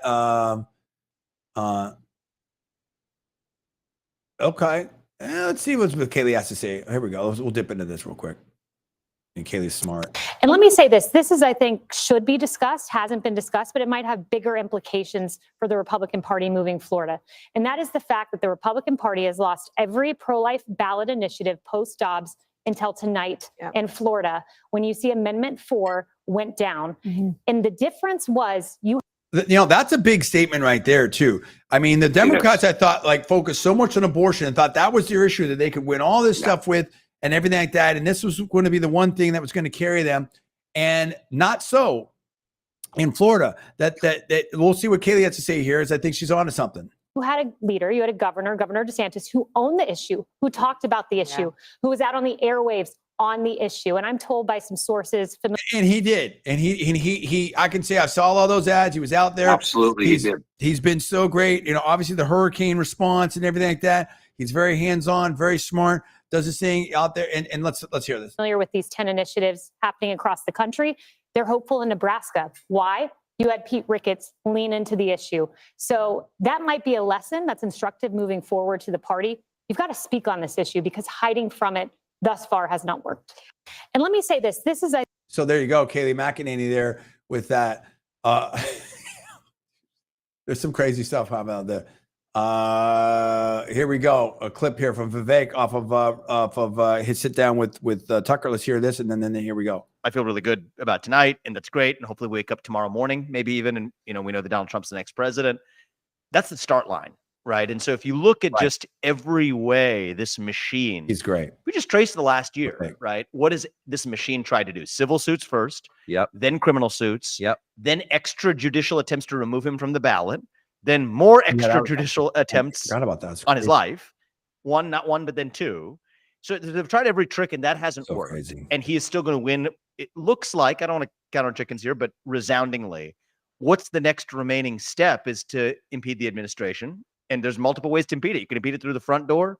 You can impede it through the back door. And so I think that in some ways, this idea, and I think the little bit of the we don't need the same type of appointments that we had last time. Obviously, we got some really good ones too. Don't get me wrong, but we don't need any stuff from Congress. A Speaker Ryan and stuff like that, who's now on the board of Fox News and stuff. And I'm not alleging anything or casting any aspersions, but I think you look at the kind of I just think we could get more cooperation out of Minority Leader McConnell and some of these other people, and maybe it'll be future Minority Leader Thune and stuff. We need to see Congress and we need the administration staff with people that want to embrace the Trump agenda that they ran on here, right? Because that's what the voters are voting for. Okay, it's not about Trump. That's what the voters are voting for. That's called representative. Republican democracy, whatever. It's a republic, but and We don't need our own party fighting us, on what we're doing here. Let's see. Vivek has. Retreat, the psyop, self-consciously, and all of this, even if we're not aware of it, is that somehow November 5th is like, yes, then we've done it, or November 6th, we wake up tomorrow morning, we think we've done it. And I think that's just us getting started. And I think the real. Yeah. So we understand what he's saying there. Yeah. So there's a lot. I mean, obviously it's just beginning. There's a lot of work to do here. Now, Decision Desk has a little bit of an update here. Decision Desk has now Trump at 226, Paul Harris at 108. And then we've got Pennsylvania here that Trump has a little bit of a lead on that one, a significant lead. 50.4% in Pennsylvania for 50% in. Trump at 50.4, Harris at 48.7. North Carolina, they called. Georgia, I mean, again, how does this not called? Whatever, but that's fine. Yeah, I just don't understand what is going on with Georgia, except they're dragging their feet. Yeah. I mean, it's like, are you serious here? Yeah. Utah, Montana, Wyoming, North Dakota, South Dakota, all call for Trump. Arizona, Harris is taking a lead. Arizona, Harris. Yeah, but that's probably the early vote. Of course. That's probably the very early stuff. So New Mexico, Trump is taking a lead there. So we're seeing there. Maine, yes. Trump is leading there with Maine. Wisconsin. Oh yeah, no, it's okay. There's a fair amount in Arizona, but I don't think that's going to hold up. I guess it goes with dumps in Wait a minute. Wisconsin updated significantly. If I'm reading this right, Wisconsin has 95% in, 54% Trump, 43.9% for Harris. I don't know. And they wow, is that right? Yeah, they have called. They just called Iowa for Trump. Significant win there. So we now know the Seltzer poll was not predictive of anything, in my opinion. Where are you seeing that? Decision Desk. I need to confirm that. Is that a call or is that their? Okay, I got to look at that. That may be an error. I don't know. I'm not saying it is. I don't know. I'll go look that up right now. Yeah, because I'm not seeing that anywhere else. So I don't know. I'm not saying it's not there. I don't know. Maybe they got stuff. This is the thing. Like things happen. I mean, we're not alleging anything. Things happen fast. No. Yeah, go ahead. Because that's right. That's right. We're not doing anything. If I go to AP, that's right. I see something different. Decision Desk has retracted their call to Virginia. Whoa. Players. If you were in Virginia, I think we're pretty much done. You feel me, players? That's incredible. That's a different situation. That's telling you right there that it is. Whoo! Oh my goodness. Oh, Fox News, Nevada's too early to call. That's great. You can drag your feet all you want, Fox News. Well, it just closed. It's fine. It just closed. It closed. But I mean, you're seeing huge things here for Trump and what's going on, and it's looking really good. I still don't understand how you can't, this whole thing of Georgia and North Carolina. How are you not obviously that's been called somewhere. Pennsylvania is looking better and better. You've got 52.3% in. Let me bring this up here. One second. Let's switch over here to Fox. If you look at this right here, Fox News 52.69 in Pennsylvania. Trump has over 2% lead. That is big. Wow. Big in Pennsylvania. That is big. Virginia. That's a lot for Pennsylvania. It is. Now Virginia. I'm sorry. I'm not saying anything because I'm looking for the Wisconsin thing with Decision Desk. So I haven't seen. Maybe I read it wrong. Did I read it wrong? I don't know. It's all good. I don't know. I mean, we're seeing some different things moving there. I think. Sure. Yeah, I don't know. I think. Yeah, I think I can't confirm that. That seems to be an outlier. That doesn't seem to match what I'm seeing some other places. So I don't know. I don't know what's happening there. Whoa. Exit polls showing Trump getting 43% of the Jewish vote in New York. Oh my gosh. Crazy. Wow, players, that hasn't happened. Okay, Polymarket now has Trump 85% to win Pennsylvania. That's ridiculous. Woo! Let's crazy. Go, bro. Let's go, bro. That's pretty stunning. This is a different situation now, dude. This is a different situation. Harris can't lose. That's why you think they're not. I mean, in my opinion, Harris people try to, don't call North Carolina, don't call Georgia, because Georgia, North Carolina. The AP hasn't called either one of them, which is ridiculous. There's 73% of the vote in North Carolina. You said 52.5%. Stop. I mean, really? What are we doing? What are we doing, dude? Unfortunately, come on, dude. Trying to string people along, perhaps. It always seems like these things up go right one now way. in Pennsylvania by 2.7%. You know what? Maybe Elon was right with his numbers. I mean, maybe he knew more than I knew. Players, you can't mess with the richest guy in the world who's so super smart, bro. I mean, guy knows some things. You can't mess with that guy. He knows what's going on, bro. That guy is so look, smart. I gotta tell you. I mean, look. We knew this, we talked about this, we know this, but to actually see it is pretty amazing. It's pretty incredible to actually witness this. Yeah, absolutely. I want to give a shout out right here to Melissa M Squared. Shout out to Melissa M Squared right here. Let's talk. Bill Hemmer's making me nuts. Thanks to Aurelius Stoic, that's Paul, and John D. Villarreal, that's me, for quick source of data and presenting as fast as possible. Absolutely appreciate you, Melissa. Appreciate all the viewers out there. People, thank you. We're doing our best. It is Bitcoin. Sean McGuire talk about Bitcoin out there. We're seeing a lot of activity out there. Let's get out of here. Now let's go. Man, I don't know. Let's see. Let me go to, wow. We're saying now even CNN has Pennsylvania shaded red, stuff like that. They still don't have Trump over 195, still won't even call North Carolina. I mean, come on, dude. I mean, it's getting late. Like, what are we doing? What are we doing here? Just seriously. What are we doing here, players? Wisconsin. So looks like, I mean, we'll see, but at this point, it looks like I could be wrong about Michigan. Still very early in Michigan. But Wisconsin and Pennsylvania. And again, historically, those three have moved together, so we're going to find out. But I mean, it's, let me see here. I don't know. Which one do I think has the most updated situation here? Let's go back to Decision Desk for just a second. Let's go. And I want to dive in. I want to dive into some of these Senate races too, because I think we're getting to that point where that's also very, very important, obviously, in the House. Okay, Decision Desk, 53% in Pennsylvania, 50.5%, Trump, 48.6% Harris. We're almost at 3% spread, dude, in Pennsylvania, Paul. I mean, that's big. For Pennsylvania, big, that's where Florida used to be like. Yeah. You don't get big spreads in Pennsylvania. 3% is pretty significant. It's significant. That's pretty significant. And you're seeing here that they're not even calling New Jersey yet. They're not even calling Connecticut yet. That some of these are close, bro. Wild. This is what I'm saying. Harris lost the unions, the working class people, stuff like that. But she also lost a lot of those, hedge fund people, venture capital people, Wall Street people that are like, this is too much. The unrealized cap gains, just a lot of these things. You're like, I'm not down with that.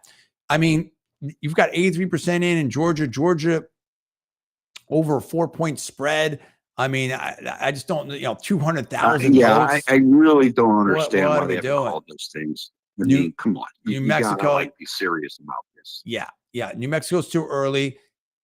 Arizona tightening up. It's very tight there. A little over half in. Harris is up on there. Wisconsin. I just think that's an outlier. I don't think that's something. Maybe it's some kind of. I mean, but you're seeing. Okay. Well, something happened here. Now they've moved it to 242 Trump. So I don't know. Yeah, where's that coming from? I don't know.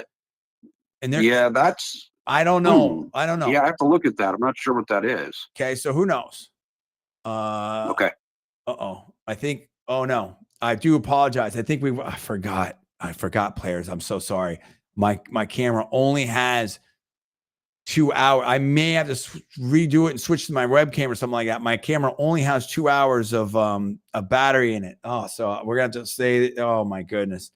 It's okay. Okay.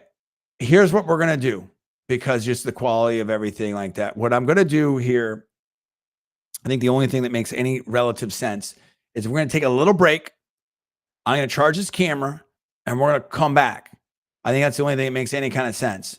Because otherwise I switched their webcam and it's just kind of not great quality and stuff like that. And so I remembered everything, but I did not plan for that. That was my mistake. It's my bad.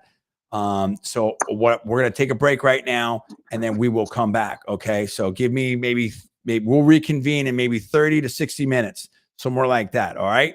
So we will be back. For now, for Paul, I am John D. Villarreal. We will see you soon.